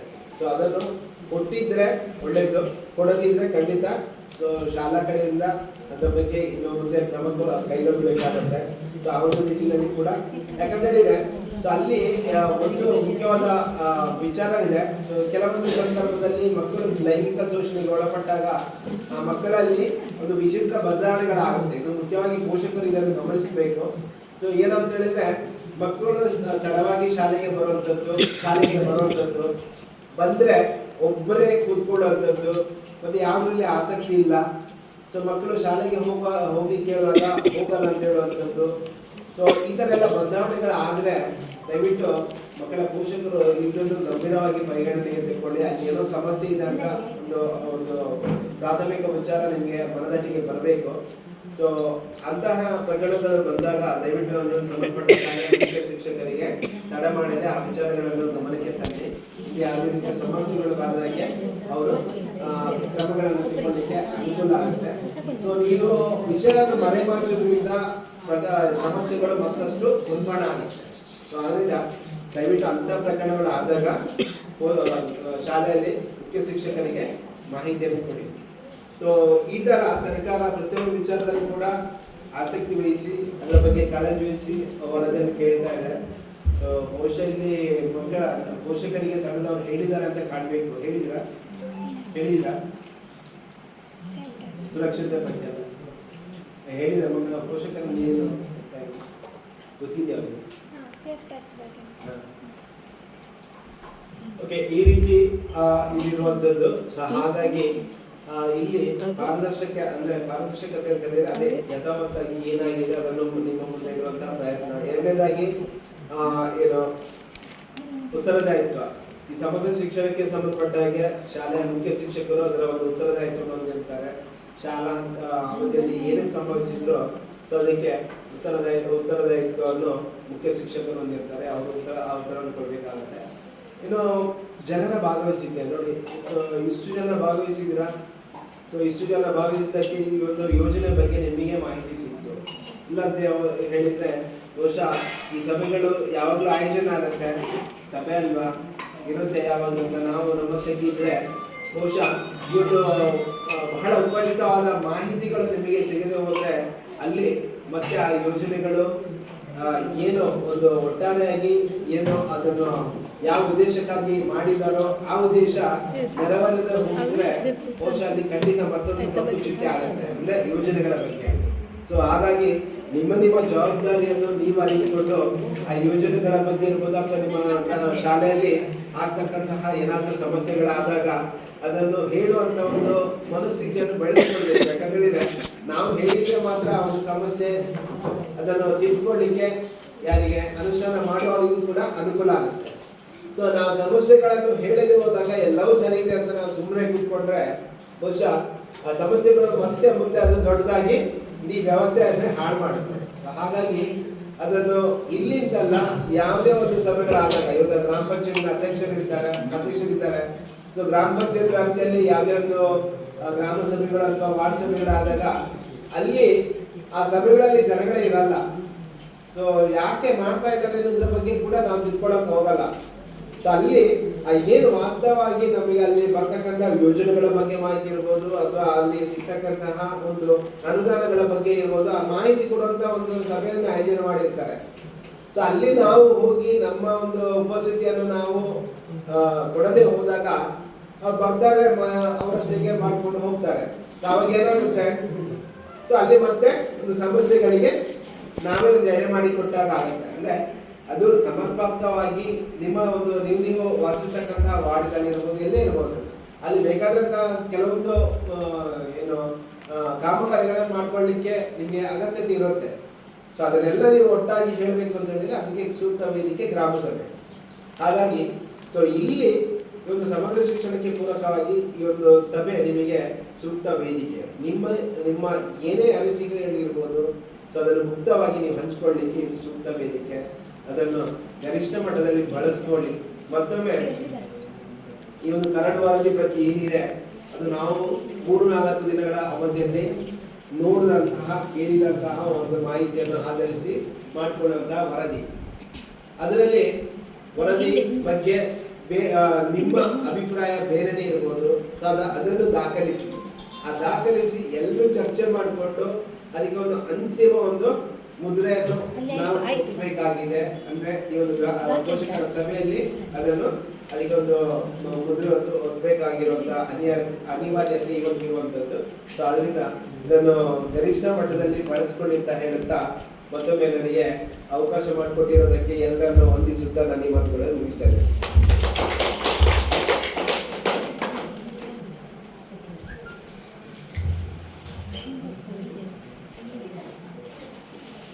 ಈ ಯೋಜನೆಯು ಶಾಲೆಯಲ್ಲಿ ಕೈಗೊಳ್ಳುವ ಸಮಗ್ರ ಶಿಕ್ಷಣವನ್ನು ಹೇಗೆ ನೀಡಬೇಕು, ಅದರ ಫಲಶ್ರುತಿ ಏನು, ಸಾಮಾಜಿಕ ಪರಿಶೋಧನೆಯು ಸಮಾಜದೊಂದಿಗೆ ಬೆರೆತು ಸಮಾನತೆಯ ಶಿಕ್ಷಣ, ಗುಣಾತ್ಮಕ ಶಿಕ್ಷಣವನ್ನು ಶಿಕ್ಷಕರು ನೀಡುವ ಬಗ್ಗೆ ಹಾಗೂ ಒಟ್ಟಾಗಿ ಸರ್ ಹೇಳಿದ ಪ್ರಕಾರ ಮಗುವಿನ ದೈಹಿಕ, ಮಾನಸಿಕ, ಶೈಕ್ಷಣಿಕ, ಸಾಮಾಜಿಕ ಹಾಗೂ ಸಾಂಸ್ಕೃತಿಕ ಅಂದರೆ ಮಗುವಿನ ಸರ್ವತೋಮುಖ ಬೆಳವಣಿಗೆಗೆ ಅವಕಾಶ ಮಾಡಿಕೊಡುವ ಬಗ್ಗೆ ಶಿಕ್ಷಕರು, ಪೋಷಕರು ಹಾಗೂ ಎಲ್ಲ ಸಮುದಾಯ ಹೇಗೆ ಪಾಲ್ಗೊಳ್ಳಬೇಕು ಎಂಬುದರ ಬಗ್ಗೆ ಸುದೀರ್ಘವಾಗಿ ಮಾಹಿತಿಯನ್ನು ನೀಡಿದಂತಹ ಪ್ರಾಸ್ತಾವಿಕ ತಮ್ಮ ಹರೀಶ್ ಜಿ ಸರ್ ಅವರಿಗೆ ಪ್ರಾಸ್ತಾವಿಕ ನುಡಿಗೆ ಗೌರವಪೂರ್ವಕ ಕೃತಜ್ಞತೆಗಳು ಸರ್. ಹಾಗೆ ಸರ್ ಕೇಳಿದ್ರು ಗುಡ್ ಟಚ್ ಬ್ಯಾಡ್ ಟಚ್ ಬಗ್ಗೆ. ನಾವು ಪಂಚಾಯತಿಯ ಮಾಹಿತಿಯಂತೆ ಸೆಪ್ಟೆಂಬರ್ 11ನೇ ತಾರೀಕು 5, 6, 7ನೇ ತರಗತಿ ವಿದ್ಯಾರ್ಥಿಗಳಿಗೆ ಮುಟ್ಟಿನ ಅರಿವು, ಮುಟ್ಟಿನ ಸಮಸ್ಯೆಗಳಿಗೆ ತಿಳುವಳಿಕೆ ಹಾಗೂ ಮುಟ್ಟಿನ ಸಂದರ್ಭದಲ್ಲಿ ಬಳಸುವ ನ್ಯಾಪ್ಕಿನ್ ಪ್ಯಾಡ್ನ ಗುಣಮಟ್ಟದ ಬಗ್ಗೆ ತಿಳಿಸಿ, ಹಾಗೆಯೇ ದೈಹಿಕವಾಗಿ ಮತ್ತು ಮಾನಸಿಕವಾಗಿ ಮಕ್ಕಳ ಸಂತೋಷ ಮತ್ತು ಸ್ವಚ್ಛತೆಯ ಬಗ್ಗೆ ತಿಳಿಸಿದ್ವಿ. ಒಳ್ಳೆಯ ಸ್ಪರ್ಶ ಅಂದರೆ ಗುಡ್ ಟಚ್ ಹಾಗೂ ಕೆಟ್ಟ ಸ್ಪರ್ಶ ಬ್ಯಾಡ್ ಟಚ್ ಇವುಗಳ ಬಗ್ಗೆ 5, 6, 7ನೇ ತರಗತಿಯ ವಿದ್ಯಾರ್ಥಿಗಳಿಗೆ ತಿಳುವಳಿಕೆ ಮತ್ತು ಎಚ್ಚರಿಕೆಯ ಜಾಗೃತಿಯನ್ನು ನಾವು ಮೂಡಿಸಿದ್ದೇವೆ. ಇಂಥ ಸಂದರ್ಭದಲ್ಲಿ ಪೋಷಕರು ಮತ್ತು ಶಿಕ್ಷಕರಿಗೆ ಏನಾದರೂ ಬ್ಯಾಡ್ ಟಚ್ ಬಗ್ಗೆ ಅರಿವಾದರೆ ಗೊತ್ತಾಗಿಬಿಟ್ರೆ ಅದನ್ನು ನಮಗೆ ಹೆಚ್ಚು ತುಂಬ ಒಳ್ಳೆಯ ರೀತಿಯಲ್ಲಿರುವಂತಹ ಸಂಬಂಧ ಇರುವಂತಹ ಶಿಕ್ಷಕರಲ್ಲಿ ಆಗಲಿ, ಯಾರ ಹತ್ರ ಅವರಿಗೆ ಹೇಳಲಿಕ್ಕೆ ಇಷ್ಟ ಆಗುತ್ತೋ ಅವರ ಹತ್ರ, ಶಿಕ್ಷಕರಲ್ಲಿ ಮತ್ತು ಜೊತೆಗೆ ಪೋಷಕರಲ್ಲಿ ಎಲ್ಲರೂ ಕೂಡ ತುಂಬ ಒಳ್ಳೆಯ ಸಂಬಂಧ ಇಟ್ಕೊಂಡಿರ್ತಾರೆ ಪೋಷಕರ ಹತ್ರ ಕೂಡ. ಹಾಗಾಗಿ ಅವರ ಜೊತೆ ಕೂಡ ನೀವು ಹೇಳಬೇಕು ಅಂತ ಹೇಳಿ ನಾವು ಮಕ್ಕಳಿಗೆ ಆತ್ಮವಿಶ್ವಾಸವನ್ನು ತುಂಬಿಸಿದ್ದೇವೆ.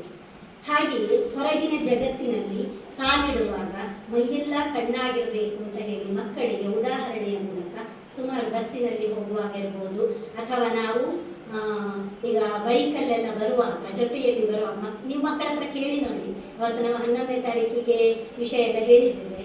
ಬೈಕಲ್ಲಿ ಪೋಷಕರು ಬಿಟ್ಟರೆ ಬೇರೆಯವರ ಜೊತೆಯೆಲ್ಲ ಹೋಗ್ತಾರೆ ಮಕ್ಕಳು.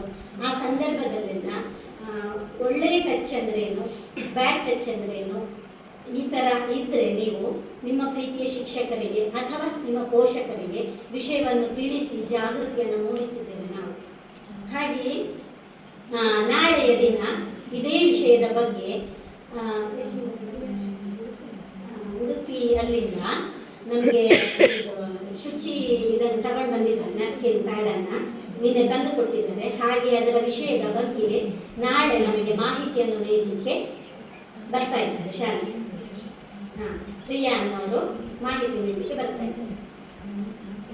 ಸರ್, ತಮ್ಮ ಮಾಹಿತಿಗೆ ಗೌರವಪೂರ್ವಕ ಕೃತಜ್ಞತೆಗಳನ್ನು ಸಲ್ಲಿಸುತ್ತೇವೆ.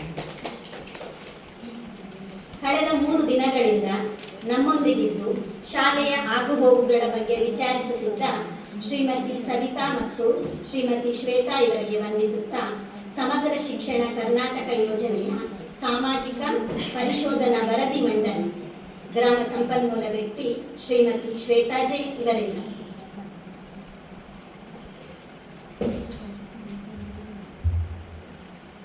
ಎಲ್ಲರಿಗೂ ನಮಸ್ಕಾರ. ಸರ್ಕಾರಿ ಹಿರಿಯ ಪ್ರಾಥಮಿಕ ಶಾಲೆ ಕಾಶಿಪಟ್ಟಣ, ಬೆಳ್ತಂಗಡಿ ತಾಲೂಕು ಇಲ್ಲಿ ಸಮಗ್ರ ಶಿಕ್ಷಣ ಕರ್ನಾಟಕ ಯೋಜನೆಯ ಸಾಮಾಜಿಕ ಪರಿಶೋಧನಾ ಪಾಲಕರ ಸಭೆಯ ನಡವಳಿಕೆಗಳು. ವಿದ್ಯಾರ್ಥಿಗಳ ದಾಖಲಾತಿಗಳ ಕುರಿತು 22-23ನೇ ಶೈಕ್ಷಣಿಕ ಸಾಲಿನಲ್ಲಿ ಒಟ್ಟು 153 ಮಕ್ಕಳು ದಾಖಲಾಗಿದ್ದು, ಹಾಜರಾತಿಯಲ್ಲಿ ದೈನಂದಿನ ಹಾಜರಾತಿ ವರದಿಯಲ್ಲಿ ದಾಖಲಿಸಿರುವಂತೆ ಸಭೆಯಲ್ಲಿ ಮಂಡಿಸಲಾಯಿತು. 1ನೇ ತರಗತಿ 17, 2ನೇ ತರಗತಿ 24, 3ನೇ ತರಗತಿ 25, 4ನೇ ತರಗತಿ 21, 5ನೇ ತರಗತಿ 10, 6ನೇ ತರಗತಿ 8, 7ನೇ ತರಗತಿ 14, LKG 17, UKG 17. ವಿದ್ಯಾರ್ಥಿಗಳಿಗೆ ಸಂಬಂಧಿಸಿದಂತೆ ಸದರಿ ಶಾಲೆಯಲ್ಲಿ 1ರಿಂದ 7ನೇ ತರಗತಿಯವರೆಗೂ ತರಗತಿಗಳಿದ್ದು 63 ಹುಡುಗರು ಮತ್ತು 68 ಹುಡುಗಿಯರು ಹಾಗೂ LKGಯಲ್ಲಿ 16 ಹುಡುಗರು 9 ಹುಡುಗಿಯರು, UKGಯಲ್ಲಿ 4 ಹುಡುಗರು 3 ಹುಡುಗಿಯರು, ಒಟ್ಟು 163 ವಿದ್ಯಾರ್ಥಿಗಳು ವಿದ್ಯಾಭ್ಯಾಸ ಪಡೆಯುತ್ತಿದ್ದಾರೆ. ಭೇಟಿಯ ದಿನದಂದು ಶಾಲಾ ದಾಖಲಾತಿಯಲ್ಲಿರುವಂತೆ ಮಕ್ಕಳ ಸಂಖ್ಯೆಗೆ ಸಂಬಂಧಿಸಿರುವಂತೆ ದಿನಾಂಕ 4/2/25ರಂದು ಒಟ್ಟು 153 ಮಕ್ಕಳು ಹಾಜರಾಗಿದ್ದು ಕಂಡುಬಂದಿರುತ್ತದೆ. ಶಾಲೆಯಲ್ಲಿ ಮಕ್ಕಳು ಪಠ್ಯಪುಸ್ತಕಗಳನ್ನು ಹಾಗೂ ಸಮವಸ್ತ್ರಗಳನ್ನು ಪಡೆದಿರುತ್ತಾರೆ. ಮಕ್ಕಳು ವಿದ್ಯಾರ್ಥಿ ವೇತನವನ್ನು ಪಡೆದಿರುತ್ತಾರೆ. ವಿದ್ಯಾರ್ಥಿಗಳ ಸರಾಸರಿ ಹಾಜರಾತಿ 80% ಹೆಚ್ಚಿರುವುದು ಕಂಡುಬಂದಿರುವುದು. ಶಾಲೆಗೆ ಬರುವ ಮಾರ್ಗವು ಸುರಕ್ಷಿತವಾಗಿದೆ. ಮಕ್ಕಳನ್ನು ಅವರ ವಯಸ್ಸಿನ ಅನುಗುಣವಾಗಿ ತರಗತಿಗಳಿಗೆ ದಾಖಲಾತಿ ಮಾಡಿಕೊಳ್ಳಲಾಗಿದೆ. ಸೂಕ್ತ ದಾಖಲೆಗಳಿಲ್ಲದ ಕಾರಣ ಶಾಲಾ ದಾಖಲಾತಿಯನ್ನು ನಿರಾಕರಿಸಿದ ಪ್ರಕರಣಗಳು ಕಂಡುಬಂದಿರುವುದಿಲ್ಲ. ಎಲ್ಲ ಅಪೇಕ್ಷಣೀಯ ಮಕ್ಕಳಿಗೆ ವರ್ಗಾವಣೆ ಪ್ರಮಾಣ ಪತ್ರವನ್ನು ನೀಡಲಾಗಿದೆ. ಸೆಪ್ಟೆಂಬರ್ 2017ರಿಂದ 21ರವರೆಗೂ ಜನಿಸಿದ ಮಕ್ಕಳ ಸಂಖ್ಯೆ 70. ಎಲ್ಲ ಮಕ್ಕಳು ಶಾಲೆಗೆ ದಾಖಲಾಗಿ ಶಿಕ್ಷಣ ಪಡೆಯುತ್ತಿದ್ದಾರೆ. ಯಾವುದೇ ಮಕ್ಕಳು ಶಾಲೆಯಿಂದ ಹೊರಗುಳಿದ ಪ್ರಕರಣಗಳು ಕಂಡುಬಂದಿರುವುದಿಲ್ಲ. ಮಕ್ಕಳನ್ನು ಯಾವುದೇ ಲೈಂಗಿಕ ಕಿರುಕುಳಕ್ಕೆ ಒಳಪಡಿಸದೆ ಉತ್ತಮ ರೀತಿಯಲ್ಲಿ ನಡೆಸಿಕೊಳ್ಳುತ್ತಿರುವುದು ಕಂಡುಬಂದಿದೆ. ಗುರುತಿಸಲ್ಪಟ್ಟ ವಿಶೇಷ ಅಗತ್ಯ ಉಳ್ಳ ಯಾವುದೇ ಮಗುವು ಶಾಲೆಯಲ್ಲಿ ಶಿಕ್ಷಣ ಪಡೆಯುತ್ತಿಲ್ಲ. ಶಿಕ್ಷಕರಿಗೆ ಸಂಬಂಧಿಸಿರುವುದು 22-23ನೇ ಸಾಲಿನಲ್ಲಿ 4 ಶಿಕ್ಷಕರು, 1 ಮುಖ್ಯ ಶಿಕ್ಷಕರು, 3 ಸಹ ಶಿಕ್ಷಕರು ಕಾರ್ಯನಿರ್ವಹಿಸುತ್ತಿದ್ದರು. ಕಲಾ ಶಿಕ್ಷಣಕ್ಕೆ, ವೃತ್ತಿ ಶಿಕ್ಷಣಕ್ಕೆ ಅರೆಕಾಲಿಕ ಬೋಧಕರನ್ನು ಶಾಲೆಗೆ ನೇಮಕ ಮಾಡಿಲ್ಲ. ಶಿಕ್ಷಕರು ನಿಯಮಿತವಾಗಿ ಶಾಲೆಗೆ ಹಾಜರಾಗುತ್ತಾರೆ. ಶಿಕ್ಷಕರು ನಿಯತಕಾಲಿಕವಾಗಿ ಪೋಷಕರನ್ನು ಭೇಟಿ ಮಾಡಿ ಮಕ್ಕಳ ಹಾಜರಾತಿ, ಸಾಮರ್ಥ್ಯ ಹಾಗೂ ಕಲಿಕಾ ಪ್ರಗತಿಗಳ ಬಗ್ಗೆ ವಿಚಾರಿಸುತ್ತಾರೆ. ಶಿಕ್ಷಕರು ತರಗತಿ ಬೋಧನೆಯಲ್ಲಿ ಉತ್ತಮ ರೀತಿಯಲ್ಲಿ ತೊಡಗಿಸಿಕೊಳ್ಳುತ್ತಾರೆ. ಶಿಕ್ಷಕರು ಬೋಧನಾ ಕಾರ್ಯವನ್ನು ಹೊರತುಪಡಿಸಿ ವಿಪತ್ತು ಪರಿಹಾರ, ಚುನಾವಣೆ, ಗಣತಿ ಕಾರ್ಯದಲ್ಲಿ ತೊಡಗಿಸಿಕೊಳ್ಳುತ್ತಾರೆ. ಶಾಲೆಯಲ್ಲಿರುವ ಎಲ್ಲ ಶಿಕ್ಷಕರು ವೃತ್ತಿಪರ ತರಬೇತಿಯನ್ನು ಪಡೆದಿರುತ್ತಾರೆ. ಶಿಕ್ಷಕರು ಮತ್ತು ಮಕ್ಕಳ ಒಡನಾಟ ಉತ್ತಮವಾಗಿದ್ದು, ಶಿಕ್ಷಕರು ಉತ್ತಮ ರೀತಿಯಲ್ಲಿ ಕಾರ್ಯನಿರ್ವಹಿಸುವುದು ಕಂಡುಬಂದಿರುತ್ತದೆ. ಆಡಳಿತ ಮತ್ತು ಹಣಕಾಸಿಗೆ ಸಂಬಂಧಿಸಿದಂತೆ ಹಿರಿಯ ಪ್ರಾಥಮಿಕ ಶಾಲೆಯಲ್ಲಿ ವರ್ಷಕ್ಕೆ 242 ಕೆಲಸದ ದಿನಗಳಿವೆ. ಮಕ್ಕಳ ಮ್ಯಾಪಿಂಗ್ ಮತ್ತು ಜಾಡು ಹಿಡಿಯುವ ಕಾರ್ಯಗಳನ್ನು ಮಾಡಲಾಗಿದೆ. ಪ್ರವೇಶ ಅರ್ಜಿ ಶುಲ್ಕ, ಪ್ರವೇಶ ಶುಲ್ಕ, ಕ್ಯಾಪಿಟೇಷನ್ ಶುಲ್ಕ, ಬೋಧನಾ ಶುಲ್ಕವನ್ನು ಪಡೆದಿರುವುದಿಲ್ಲ. ಶಾಲಾ ಅಭಿವೃದ್ಧಿ ಮತ್ತು ಮೇಲುಸ್ತುವಾರಿ ಸಮಿತಿಯನ್ನು ರಚಿಸಲಾಗಿದೆ. ಎಸ್ಟಿಎಂಸಿಯ ಸದಸ್ಯರಲ್ಲಿ ಅರ್ಧದಷ್ಟು ಮಹಿಳೆಯರಾಗಿದ್ದಾರೆ. ಎಸ್ಟಿಎಂಸಿಯ ಸದಸ್ಯರಲ್ಲಿ 3/4 ಸದಸ್ಯರು ಶಾಲೆಯಲ್ಲಿ ವ್ಯಾಸಂಗ ಮಾಡುತ್ತಿರುವ ಮಕ್ಕಳ ಪೋಷಕರಾಗಿದ್ದಾರೆ. ಪ್ರತಿ ತಿಂಗಳು ಎಸ್ಟಿಎಂಸಿಯ ಸಭೆಗಳು ನಡೆಯುತ್ತವೆ. ಎಸ್ಟಿಎಂಸಿಯ ಸದಸ್ಯರಿಗೆ ಅವರು ಎಸ್ಟಿಎಂಸಿಯ ಸದಸ್ಯರೆಂಬ ಅರಿವು ಇದೆ. 22-23ನೇ ಸಾಲಿನಲ್ಲಿ ಕ್ಲಸ್ಟರ್ ಸಂಪನ್ಮೂಲ ವ್ಯಕ್ತಿಗಳು 10 ಬಾರಿ ಭೇಟಿ ನೀಡುತ್ತಾರೆ. ಕ್ರೀಡಾ ಹಾಗೂ ಗ್ರಂಥಾಲಯಕ್ಕೆ 22-23ರಲ್ಲಿ ಅನುದಾನ ಬಂದಿರುವುದಿಲ್ಲ. ಶಾಲೆಗೆ ಅನುದಾನ ಬಿಡುಗಡೆಯಾದ ವಿವರ ಮತ್ತು ಬಳಕೆಯಾದ ವಿವರ. ಆರಂಭಿಕ ಶುಲ್ಕ 25/6/2022ರಂದು 25,453. ಅನುದಾನ 10/8/22ರಂದು ಕುಡಿಯುವ ನೀರು ಹಾಗೂ ಶೌಚಾಲಯ 4,000. 21/9/22 ಶೂ ಸಾಕ್ಸ್ 37,460. 2/2/23 ಸಾಧ್ಯವಾದ ಅನುದಾನ 7,500. 16/2/2023 ಕುಡಿಯುವ ನೀರು ಹಾಗೂ ಶೌಚಾಲಯ 4,000. 27/3/2023 ಸಾಧ್ಯವಾದ ಅನುದಾನ 7,500. ಒಟ್ಟು 55,460. ಬಡ್ಡಿ ಜಮೆ 25/6/22 175. 25/9/22 144. 25/12/22 214. 25/3/23 98. ಒಟ್ಟು 639. ಖರ್ಚು 26/7/22 ಶೌಚಾಲಯ ಹಾಗೂ ಕುಡಿಯುವ ನೀರಿನ ಖರ್ಚು 5,400. 14/8/22 ಸಾಧ್ಯವಾದ ಅನುದಾನದ ಖರ್ಚು 9,950. 14/9/22 ಶಾಲಾ ಸ್ಯಾನಿಟೈಸ್ ಅನುದಾನದಿಂದ ಖರ್ಚು 1,000. 16/11/22 ಶೂ ಸಾಕ್ಸ್ ಖರ್ಚು 32,460. 7/3/23 ಕುಡಿಯುವ ನೀರು ಹಾಗೂ ಸ್ವಚ್ಛತೆಗೆ 4,000. 16/3/23 ಬಿಒ ಕಚೇರಿಗೆ 763.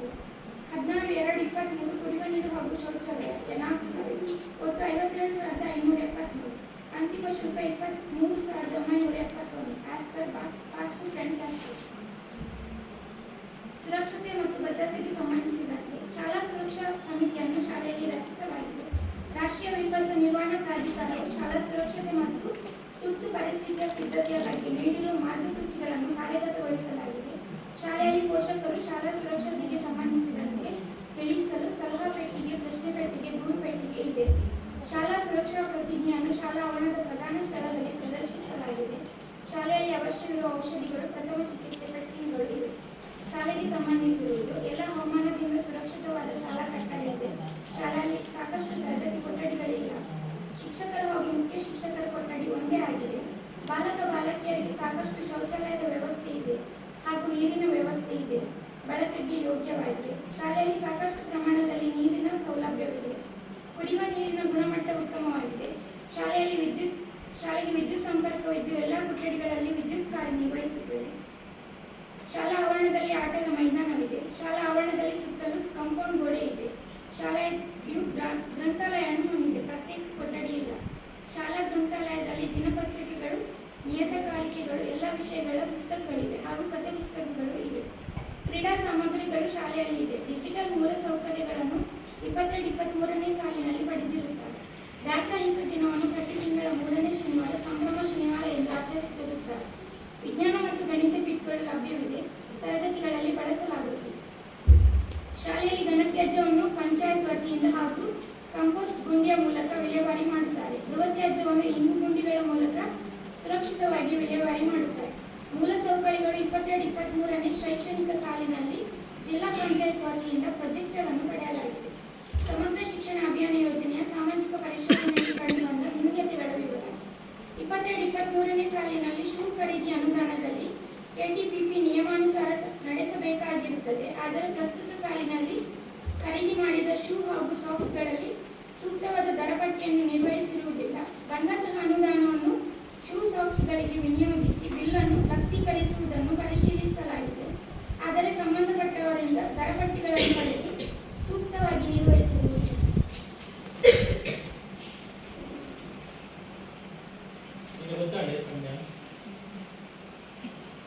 ಶಾಲೆಯಲ್ಲಿ 8 ಜನ ಟೀಚರ್ಸ್ ಇದ್ದಾರೆ, 8 ಜನ ಅನುದಾನ ಬಗ್ಗೆ ಖರ್ಚಾಗುತ್ತೆ, ಸರಿಯಾದ ಖರ್ಚಾಯಿತು ಅದಕ್ಕೆ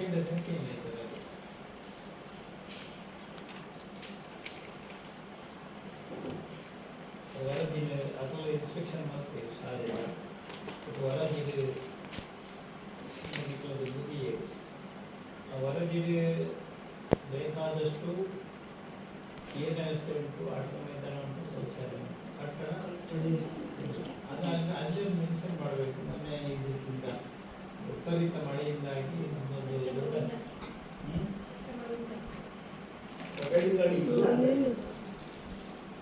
ಸಾಕಷ್ಟು ಕೊಠಡಿಗಳಿಲ್ಲ. ಸಾಕಷ್ಟು ಕೊಠಡಿ ಇಲ್ಲ. ಕಾರಣ ಒಂದು ಕೊಟ್ಟುಬಿಡಿ, ಕಾರಣ ಒಂದು ಕೊಡಿ, ಯಾಕೆ ಆಯ್ತು ಅದು ಯಾಕಂತ ಹೇಳಿದ್ರೆ ಅವ್ರು ಕೇಳ್ತಾರೆ, ಈ ಕೊಠಡಿ ನಮ್ಗೆ ಎಷ್ಟುವರೆಗೆ ಹೋಗಿದ್ದೀರಿ ಅಂತ. ಮೊನ್ನೆವರೆಗಿತ್ತು, ವಿಪರೀತ ಮಳೆಯಿಂದಾಗಿ ನಮ್ಮ ಹಳೆ ಕಟ್ಟಡ ಹೋಗಿದೆ, ಹಾಗಾಗಿ ಅದನ್ನು ತೆಗೆದಿದೆ, ಹೊಸ ಪ್ರಸ್ತಾವ ಕಳಿಸಿದೆ. ಲೈಬ್ರರಿಗೆ ಸಹ ಮೆನ್ಷನ್ ಮಾಡಬೇಕು.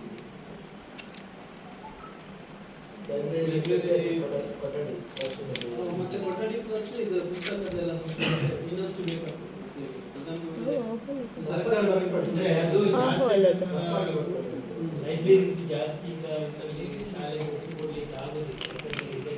ಲೈಬ್ರರಿ ಅಂತ ಪಂಚಾಯತಲ್ಲಿ ಮಕ್ಕಳಿಗಾಗಿ ಈಗ ರಜೆ ದಿವಸ ಕೂಡ ಓಪನ್ ಮಾಡಲಿಕ್ಕೆ ಸರ್ಕಾರಕ್ಕೆ, ಹಾಗಾಗಿ ಶಾಲೆಯಲ್ಲಿ ಅದು ಬೇಕು ಲೈಬ್ರರಿ. ಆದರೂ ಕೂಡ ಅದನ್ನು ಪಂಚಾಯತಿಯಲ್ಲಿ ನಮ್ಮ ಮಕ್ಕಳಿಗೆ ಓದಲಿಕ್ಕೆ ಬೇಕಾದರೆ ಆದಿತ್ಯವಾರ ತೆರೆದಿರ್ತದೆ, ಅಲ್ಲಿ ಆಟ ಆಡಬಹುದು ಅಲ್ವಾ.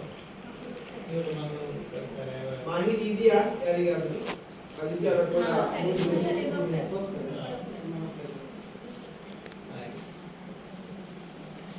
ಬೇರೆ ಈಗ ಕಾರ್ಯಕ್ರಮವೇ ಅದೇ ಸಾಮಾಜಿಕ ಪರಿಶೋಧನಾ ವರದಿಯ ಅದೇ ನಾನು ಹೇಳಿದ್ದು, ಇದು ಮಾಡಿದ್ದು. ನಾನು ಅದನ್ನು ಅಲ್ಲಿಂದ ನಿರೀಕ್ಷಿಸಿದೆ, ಗೊತ್ತಾಯ್ತು. ಏನಾದ್ರು ವರದಿ ಬಗ್ಗೆ ನಿಮಗೆ ಆ ತರ ಎಲ್ಲ ಈ ತರ ಇದೆ ಅದನ್ನು ಹೇಳ್ಬೋದು, ಅಥವಾ ನಿಮಗೆ ಸಲಹೆ ಸೂಚನೆಗಳು ಏನಾದ್ರು ಇದ್ರೆ ಅದನ್ನು ಹೇಳಿ.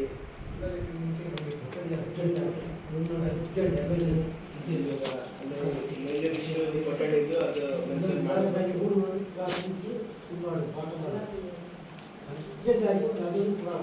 ಅದು ಮೊದಲ ಇದರಲ್ಲೇ ಇದೆ. ಅದನ್ನು ಹೊರತುಪಡಿಸಿ ಬೇರೆನಾದ್ರೂ ಇದ್ರೆ ವರದಿಗೆ ವಿರುದ್ಧವಾಗಿ, ಈಗ ನಾವು ಮಾಡಿದ್ದೆ ಫೈನಲ್ ಅಲ್ಲ, ನಾವು ಹೇಳಿದ್ರೆ ವರದಿ ಫೈನಲ್ ಅಂತ. ಅವರು ಕೊಟ್ಟ ವರದಿಯಲ್ಲಿ ಏನಾದರೂ ನಮ್ಮ ಶಾಲೆಯ ಬಗ್ಗೆ ಏನು ಅಭಿವೃದ್ಧಿಯ ದೃಷ್ಟಿಯಲ್ಲಿ ಅವರು ಸಹಕಾರ ನೀಡಿದ್ದಾರೆ ಇಲ್ವಾ, ಮತ್ತೆ ಏನಾದರೂ ಬರದಲ್ಲಿ ಏನಾದರೂ ಉಂಟ. ಶೌಚಾಲಯ ನಮಗೆ ಈಗ ಹೆಣ್ಮಕ್ಳಿಗೆ ಬೇರೆ ಸರಿಯಾಗಿ ಉಂಟಲ್ಲ,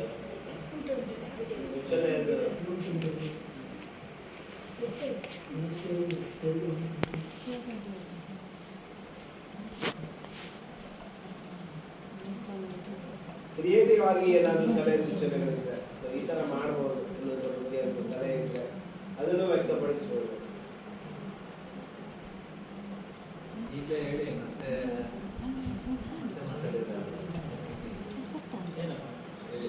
ನಿಮ್ಮ SMC ಕಮಿಟಿಯಲ್ಲಿ ಸಾಧ್ಯವಾದಷ್ಟು ಬಂದಿರುತ್ತೆ ಕೆಲವೊಂದು. ಸೊ ಪೋಷಕರಿಂದ ಬೇರೆ ಬೇರೆ ಅಲ್ಲ ಬೇಡಿಕೆಗಳು ಬಂದಿರುತ್ತೆ. ಸೊ ಅದನ್ನು ಏನಾದರೂ ಅವರ ಪರವಾಗಿ ಉಪಾಧ್ಯಕ್ಷರು ಮಂಡಿಸಬಹುದು.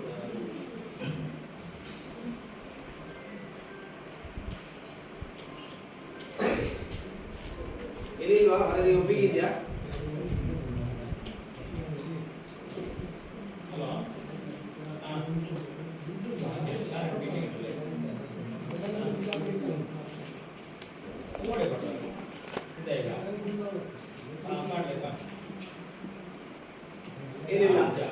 ಒಪ್ಪಿಗೆ ಇದೆ ಅವ್ರಿಗೆ. ಏನು? ಏನಿಲ್ಲ ಅಂತ ಹೇಳಿದ್ರೆ ನಿಮ್ಮ ಒಪ್ಪಿಗೆ ಅನ್ಕೊಡಿ, ಅನುಮೋದನೆ ಅನ್ಕೊಡಿ. ನಮ್ದಕ್ಕೂ ಅಲ್ಲೇ ಕೊಠಡಿದು ಮೇಜರ್ ಇಶ್ಯೂ ಹೇಳಿದ್ದಾರೆ. ಹೌದು. ಸೊ ಅದರೊಟ್ಟಿಗೆ ಒಂದು ಲೈಬ್ರರಿದು ವ್ಯವಸ್ಥೆ ಆಗ್ಬೇಕು ಅಂತ ಹೇಳಿದ್ದಾರೆ. ಸೊ ಅದನ್ನು ಹೊರತುಪಡಿಸಿ ಏನಾದ್ರು ಇದ್ರೆ ಹೇಳಿ.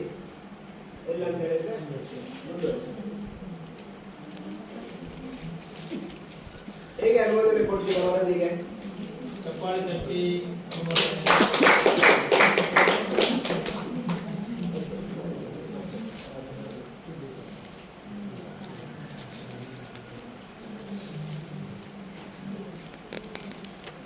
ವರದಿಯನ್ನು ಮಂಡಿಸಿದಂತಹ ಶ್ವೇತಾ ಜೈನ್ ಅವರಿಗೆ ಧನ್ಯವಾದಗಳು.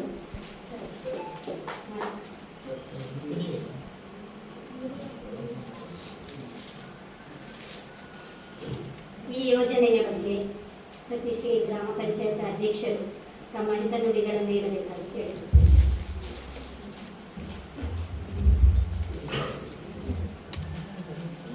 ಸರ್ಕಾರಿ ಹಿರಿಯ ಪ್ರಾಥಮಿಕ ಶಾಲೆ ಕಾಶಿಪಟ್ಟಣದ ಶಾಲಾ ಶಿಕ್ಷಣ ಮತ್ತು ಸಾಕ್ಷರತೆ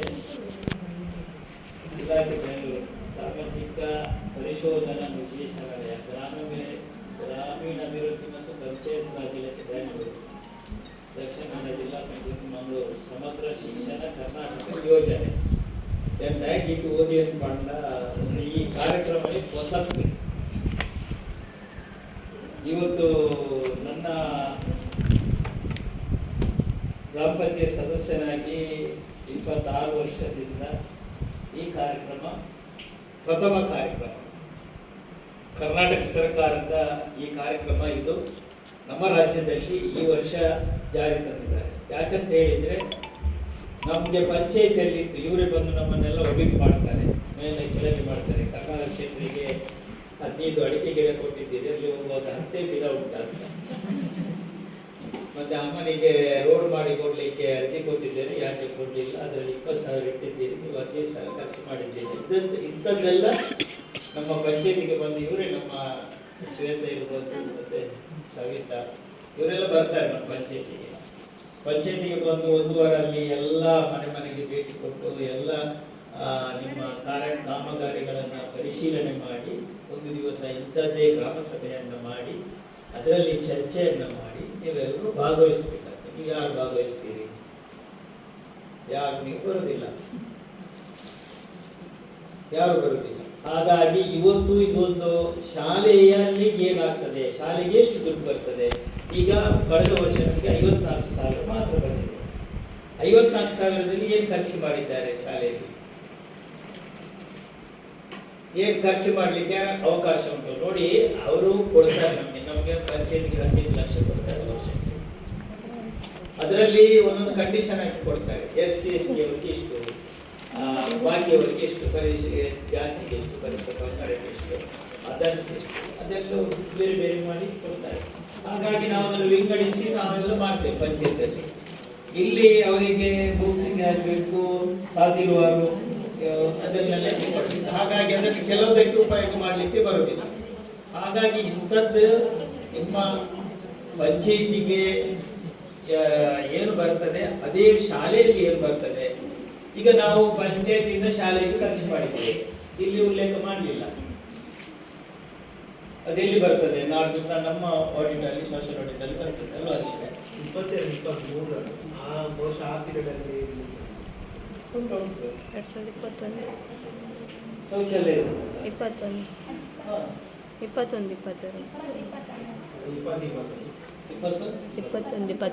22 22 ಏನಿಲ್ವಾ? 22-23 ಅಲ್ಲಿ ಕಾಲಮೇ ಇದೆ. ಬೇರೆ ಯಾವ ಇಲಾಖೆಯಿಂದ ಅನುದಾನ ಪಡ್ಕೊಂಡಿದ್ದೀರಾ ಎಲ್ಲ ಇದೆ. ಬಟ್ ಆ ಅವಧಿಯಲ್ಲಿ ಚೆಕ್ ಮಾಡ್ತಾರೆ. ನೋಡು, ನಾನು ಚೆಕ್ ಮಾಡ್ತೇನೆ. ಮೋಸ್ಟ್ಲಿ ಇರ್ಬೋದು. ವರ್ಷ ನಮ್ಮದು ಬಜೆಟ್ ಅಲ್ಲಿ ಇದರಲ್ಲಿ ಹೀಗೆ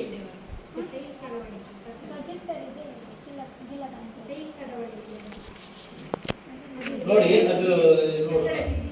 ಹಾಗಾಗಿ ನಮ್ಮ ಯಾವುದು ಖರ್ಚು ಮಾಡಿದ್ರು ನೋಡಿ, MP ಅವರಿಗೆ ಎಷ್ಟೋ ಕೋಟಿ ಬರ್ತದೆ, MLA ಅವರಿಗೆ ಎಷ್ಟೋ ಕೋಟಿ ಬರ್ತದೆ, ಮಿನಿಸ್ಟ್ರಿಗೆಲ್ಲ ಬರ್ತದೆ, MLC ನವರಿಗೆ ಬರ್ತದೆ. ಅದು 1-2 ಮಾತ್ರ ಆಡಿಟ್ ಆಗುವುದು. ನಮ್ದು ಪಂಚಾಯತ್ ಎಷ್ಟು ಆಡಿಟ್ ಆಗ್ತದೆ? ಎಲ್ಲ ಎರಡು ಈಗ ಜಿಲ್ಲಾ ಪಂಚಾಯತ್ ತಾಲೂಕು ಪಂಚಾಯತ್ ಆಡಿಟ್ ಆಯ್ತು ಈ ವರ್ಷ ನಮ್ಗೆ ಎಲ್ಲದ ಜಮಾವಣಿ ಅದು ಅದು ಇದೆಲ್ಲ ಸೇರುವಾಗ 11 ಟೈಪಿನ ಆಡಿಟ್ ಆಗ್ತದೆ ಪಂಚಾಯತ್. ದೊಡ್ಡವರಿಗೆ ಇಲ್ಲ, ಕಡಿಮೆ. ನಮ್ಗೆ ಸ್ವಲ್ಪ ಹಣ ಕೊಟ್ಟವರಿಗೆ ಜಾಸ್ತಿ. ಯಾಕಂತ ಹೇಳಿ ನಾವು ಹಳ್ಳಿಯವರು ಏನಾದ್ರೂ ಖರ್ಚು ಮಾಡಿ ಮಜಾ ಮಾಡಿ ಕಾರಲ್ಲಿ ಅದರಲ್ಲಿ ತಿರುಗಾಡಿಕೊಂಡು ಪಂಚಾಯತ್ಗೆ ಬಾಪದವರಿಗೆ ಬರುವಂತ ಹಣವನ್ನು ನಾವು ಏನಾದ್ರು ಅದನ್ನ ಸ್ವಹ ಮಾಡ್ತೇವೆ ಅಂತ ತಿಳಿದುಕೊಂಡು ಅದಕ್ಕಾಗಿ ಎಷ್ಟು ನಮಗೆ ಚೆಕ್ ಎಲ್ಲ ಮಾಡ್ತೇವೆ. ಅದೇ ಈ ಸಲ ನಮಗೆ ಶಾಲೆ ಕೂಡ ಬಂದಿದೆ. ಶಾಲೆಯ ನಾವು STMC ಅವರು ಚರ್ಚೆ ಮಾಡ್ತೇವೆ. ನಾವು 18-22 ಜನ ಸದಸ್ಯರಿದ್ದೇವೆ. ನಾವೆಲ್ಲ ಚರ್ಚೆಯನ್ನ ಮಾಡ್ತೇವೆ. ಚರ್ಚೆ ಮಾಡಿ ನಮ್ಮೊಳಗೆ ಮುಗಿತೇವೆ. ನಿಮ್ಗೆ ಏನು, ನಿಮ್ಗೆ ಪೇರೆಂಟ್ಸ್ ಮೀಟಿಂಗ್ ಅಲ್ಲಿ ಅದನ್ನೆಲ್ಲ ಜಾಸ್ತಿ ಅದ್ರ ಬಗ್ಗೆ ನೀವು ಮಾತಾಡ್ತೇವೆ. ಶಾಲೆಯ ಅಭಿವೃದ್ಧಿಯ ಬಗ್ಗೆ ಒಂದೆರಡು ಮಾತಾಡ್ತೇವೆ. ಮತ್ತೆ ಮಕ್ಕಳ ಬಗ್ಗೆ, ಮಕ್ಕಳ ಹಾಜರಾತಿಯ ಬಗ್ಗೆ ಇದನ್ನೆಲ್ಲ ನಾವು ಚರ್ಚೆ ಮಾಡ್ತೇವೆ. ಇದೆಲ್ಲ ಅಲ್ಲಿ ಬರುವುದಿಲ್ಲ. ಈಗ ಇದು ಒಳ್ಳೆಯ ಇದು ಕಾರ್ಯಕ್ರಮ. ನನಗೆ ಬೇರೆ ಬೇರೆ ಕಡೆ ಹೋಗ್ಲಿಕ್ಕೆ ನನಗೆ ಸಹ ಗೊತ್ತಿಲ್ಲ ಇವತ್ತು ಅಂತ. ನಿನ್ನೆ PDO ಫೋನ್ ಮಾಡಿದ್ರು, ಮೊನ್ನೆ ಹೇಳಿದ್ರು. ನೀವು ಹೇಳ್ತಾ ಇರ್ತೀರಿ ಅಂದ್ರೆ ನಾನು ಅಷ್ಟು ಇದು ಮತ್ತೆ ನಮಗೆ ನೋಟಿಸ್ ಬಂತು ಈಗ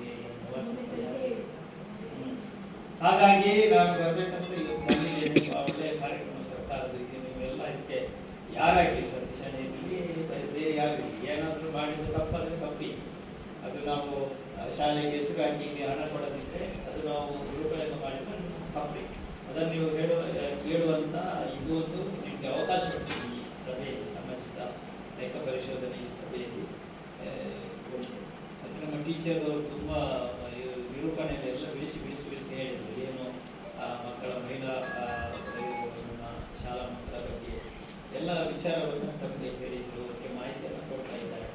ಅದು ಎಷ್ಟು ಮಾಹಿತಿ ಕೊಟ್ಟರು ಕೂಡ ನಮ್ಮ ಮಕ್ಕಳಿಗೆ, ಹೆಣ್ಮಕ್ಳಿಗೆ ನೀವು ಅಷ್ಟೇನು ಕೊಡೋದಿಲ್ಲ, ಮಾಹಿತಿ ಕೊಡೋದಿಲ್ಲ. ನಮಗೆ ಮೊನ್ನೆ ಹೈಸ್ಕೂಲಲ್ಲಿ ಒಂದು 2 ಹುಡುಗಿಯರು ಪಾಪ ಹಾಗೆಲ್ಲ ಆಯಿತು. ಹಾಗಾಗಿ ನೀವು ಆದಷ್ಟು ನಿಮ್ಮ ಮಾಹಿತಿಯನ್ನು ಮತ್ತು ಭಾರತಿ ಗೊತ್ತು. ಹಾಗಾಗಿ ಅವರ ಟ್ರೀಟ್ಮೆಂಟ್ ಟೈಮಲ್ಲಿ ನಾವು ಹೇಗೆಲ್ಲ ಇರಬೇಕು ಅಲ್ಲಿ ಎಲ್ಲ ಪಾಪ ಅವರಿಗೆ ಹೇಳುವಾಗ ಶಕ್ತಿ ಇಲ್ಲ. ಅವರು ಈಗ ಹೇಳಿದರು, ಯಾರು ಮಕ್ಕಳು ಮನೆಯಲ್ಲಿ ಬಂದು ಸುಮ್ಮನೆ ಕೂತ್ಕೊಳ್ತಾರೆ, ಏನು ಮಾತಾಡೋದಿಲ್ಲ, ಬೇರೆಯವರ ಹತ್ರ ಮಾತಾಡೋದಿಲ್ಲ, ಸುಮ್ಮನೆ ಕೂತ್ಕೊಳ್ತಾರೆ. ಆದರೆ ಏನಾದರೂ ಇರಬೇಕು ಅಲ್ಲಿ. ಆಗ ನಾವು ಅವರಿಗೆ ಜೋರು ಮಾಡೋದಲ್ಲ, ಅವ್ರಿಗೊಂದು ಮನಸ್ಸಿಗೆ ಸಮಾಧಾನ ಆಗೋ ರೀತಿಯಲ್ಲಿ ನಾವು ಮಾಡ್ತೀವಿ. ಮತ್ತೆ ಅವ್ರು ಹೇಳಿದ್ರು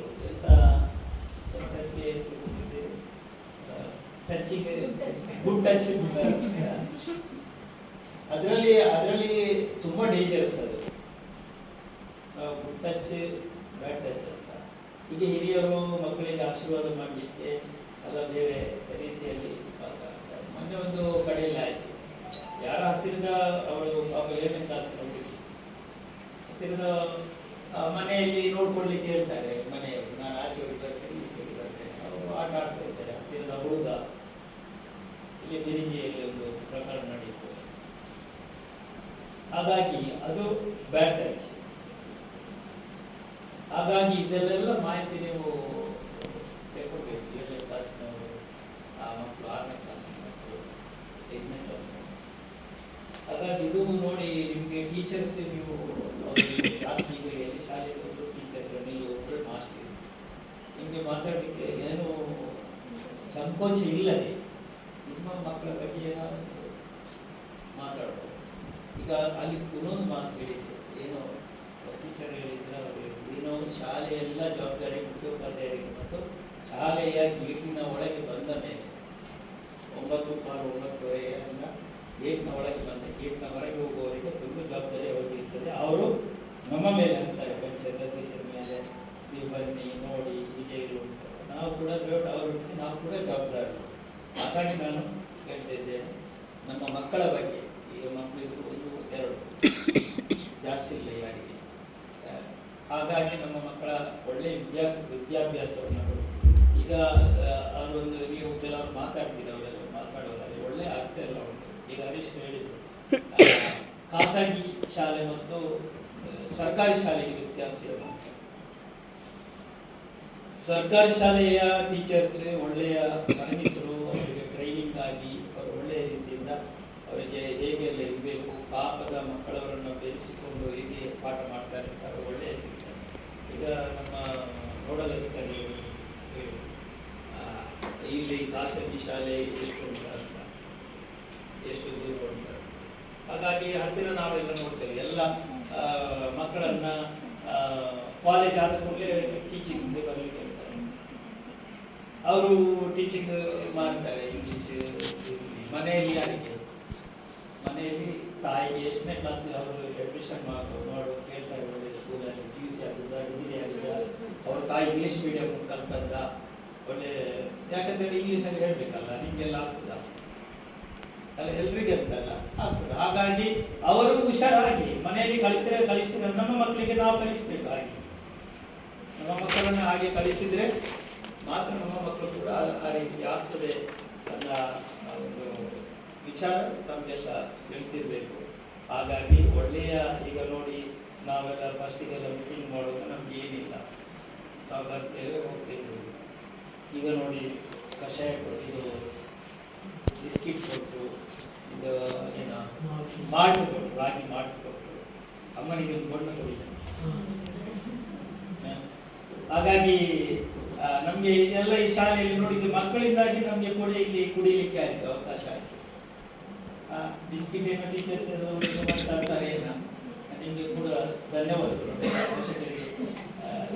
ಹಾಗಾಗಿ ಈ ಶಾಲೆಯ ಅಭಿವೃದ್ಧಿ ದೃಷ್ಟಿಯಲ್ಲಿ ಈಗ ನಮ್ಮ ನೋಡಲ್ ಅಧಿಕಾರಿ ಅವರು ಧೀರಜ್ ಅವರು ಹೇಳಿದ್ರು, ಶಾಲೆಯ ಕಟ್ಟಡ ಬೇಗ ಶುರು ಮಾಡುವಾಗಿ ಮಾಡಿ ಅಂತ ಹೇಳಿದ್ರು. ಈಗ ಅದನ್ನು ಆದಷ್ಟು ಬೇಗ ಬರುವ ನಮಗೆ ಏನು ಅಡ್ಮಿಷನ್ ಆಗ್ತದೆ ಅಷ್ಟರವರೆಗೆ ನಾವು ಕಟ್ಟಡ 2 ಗಂಟೆ ಆಗಬೇಕು. ಅದು ಏನೇ ಆಗಲಿ, ಎಷ್ಟು ಹೋರಾಟ ಮಾಡಿ ಆದರೂ ನಾವು ಮಾಡುವಂಥ ಕೆಲಸವನ್ನು ನಾವು ಮಾಡ್ತೇವೆ. ಹೇಳುತ್ತಾ ನಮಗೆ ಇದಕ್ಕೆ ಇವರ ಎಲ್ಲ ಹೆಸರನ್ನು ಉಲ್ಲೇಖ ಮಾಡಲಿಲ್ಲ. ನಮ್ಮ ನೋಡಲಿದ್ದಾರೆ ಅವರು ಧೀರಜ್ ಅವರು ನಮ್ಮ ಶಾಲೆಗೆ ಬಂದು ನಮ್ಮ ಒಳ್ಳೆಯ ಮಾಹಿತಿಯನ್ನು ಸರ್ಕಾರಕ್ಕೆ ಕೊಡಿ ಅಂತ ನಮ್ಮಲ್ಲಿ ವಿನಂತಿಯನ್ನು ಮಾಡ್ತಾ, ಅವರ ಟೀಮ್ ಬಹಳ ಒಳ್ಳೆಯ ಟೀಮ್. ನಮ್ಮ ಪಂಚಾಯತಿಗೆ ಬಂದರು, ಅವರು ಕಾಫಿ ಟೀಯನ್ನು ಇಲ್ಲಿ ಕುಡಿದ್ರು, ಅಲ್ಲಿ ಅದು ಸಹ ಕುಡಿದಿದ್ರು. ಅವರು ಇನ್ನು ಸದಸ್ಯರು ಚಹಾ ಕೊಟ್ಟರು, ಅಲ್ವಮ್ಮ ಕುಡಿತಾರೆ, ಇಲ್ಲಲ್ಲ ಏನು ಕುಡಿದಿಲ್ಲ ನಮ್ಮ ಶಾಲೆಗೆ. ನಮಗೆ ಬೇಸರ ಆಗ್ತದೆ, ಅವರು ನಮ್ಮ ಸ್ಟಾಫಲ್ಲಿ ಊಟ ಮಾಡ್ತಾ ಇದ್ದಾರೆ ಇವತ್ತು. ಹಾಗೆ ನಾವು ಏನು ಕೊಟ್ಟರು ಅವರು ತಿನ್ನುವುದಿಲ್ಲ. ಅಷ್ಟೊಂದು ನಿಷ್ಠಾವಂತ ಒಬ್ಬ ಟೀಮ್ ಅವರು, ಹರೀಶ್ ಅವರು. ಅದೇ ಒಂದು ಟೀಮ್ ನಮಗೆ ಸೋಷಲ್ ಮಾಡ್ತಾ ಇದ್ದಾರೆ. ಈಗ ಬರೋ ನಾಳೆಯಿಂದ ನಮ್ಮ ಪಂಚಾಯತ್ಗೆ ಬರ್ತಾರೆ. ಹಾಗಾಗಿ ಹರೀಶ್ ಅವರು ಕೂಡ ನಿಮ್ಮ ಟೀಮ್ನವರು ನಮ್ಮ ಶಾಲೆಯ ಬಗ್ಗೆ ಒಳ್ಳೆಯ ಮಾಹಿತಿಯನ್ನು ಕೊಡಿ. ನಮ್ಮ HM ಉಪಾಧ್ಯಕ್ಷರು ಇದ್ದಾರೆ, ನಮ್ಮ ಅಧ್ಯಕ್ಷರ ಮಗುವಿಗೆ ಹುಷಾರಿಲ್ಲ, ಮಂಗಳೂರಿಗೆ ಹೋಗಿದ್ದಾರೆ. ನಮ್ಮ HM ಸುಧಾ ಟೀಚರ್ ಅವರು ಬೇರೆ ಕಡಿಮೆ ಅವರು ಸರ್ವಿಸ್ ಕೊಟ್ಟರು, ಇಲ್ಲಿ ನಮ್ಮವರೇ ಅವರು ಇಲ್ಲೇ ಸರ್ವಿಸ್ ಕೊಟ್ಟರು. ಹಾಗಾಗಿ ಅವರಿಗೆ ನಾವೆಲ್ಲ ಧೈರ್ಯ ಕೊಡಬೇಕು. ಧೈರ್ಯ ಕೊಟ್ಟರೆ ಅವರು ಒಳ್ಳೆಯ ಕೆಲಸವನ್ನು ಕೂಡ, ನಮ್ಮ ಟೀಚರ್ಸ್ನವರೆಲ್ಲ ಧೈರ್ಯ ಕೊಟ್ಟಿದ್ದಾರೆ. ಹಾಗಾಗಿ ಒಳ್ಳೆಯ ಕೆಲಸವನ್ನು ಕೂಡ ಮಾಡ್ತಾ ಇದ್ದಾರೆ. ಹಾಗಾಗಿ ನಮ್ಮ ಶಾಲೆ ಒಂದು ಮಾದರಿ ಶಾಲೆ ಆಗಬೇಕು. ಕಾಶಿಪಟ್ಟಣದ ಈ ಒಂದು ಶಾಲೆ ರಾಜ್ಯದಲ್ಲಿ, ಜಿಲ್ಲೆಯಲ್ಲಿ ಒಂದು ಮಾದರಿ ಶಾಲೆಯನ್ನಾಗಿ ರೂಪಿಸುವ ತಮ್ಮೆಲ್ಲರ ಈಗ ಪೋಷಕರಲ್ಲಿ ಎಲ್ಲ ಬಂದಿದೆ, ಬಹಳ ಖುಷಿ ಆಯಿತು. ಎಲ್ಲ ಇವತ್ತು ಏನು ಇದಕ್ಕೆ ಬರುವವರು ಕಡಿಮೆ ವಿದ್ಯಾರ್ಥಿಸ್ತಾರೆ, ಅದು ಹಾಗಾಗಿ ನೀವೆಲ್ಲ ಬಂದಿದ್ದೀವಿ. ನಿಮಗೆ ಗ್ರಾಮ ಪಂಚಾಯತ್ ವತಿಯಿಂದ ನನ್ನ ವೈಯಕ್ತಿಕವಾಗಿ ಅಭಿನಂದನೆ ಸಲ್ಲಿಸುತ್ತಾ ಜೈ ಜೈ ಕನ್ನಡ.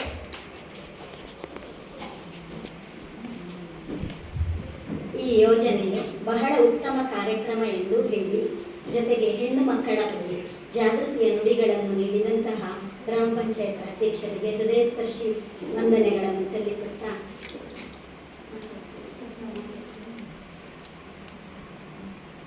ಈ ಯೋಜನೆಯ ಬಗ್ಗೆ ನಮ್ಮ ಹಳೆ ವಿದ್ಯಾರ್ಥಿ ಸಂಘದ ಅಧ್ಯಕ್ಷರಾದ ಶ್ರೀಯುತ ಹರೀಶ್ ಇವರು ತಮ್ಮ ಹಿತನುಡಿಗಳನ್ನು ನೀಡಬೇಕಾಗಿ ಕೇಳಿಕೊಳ್ತಾ ಇದ್ದಾರೆ.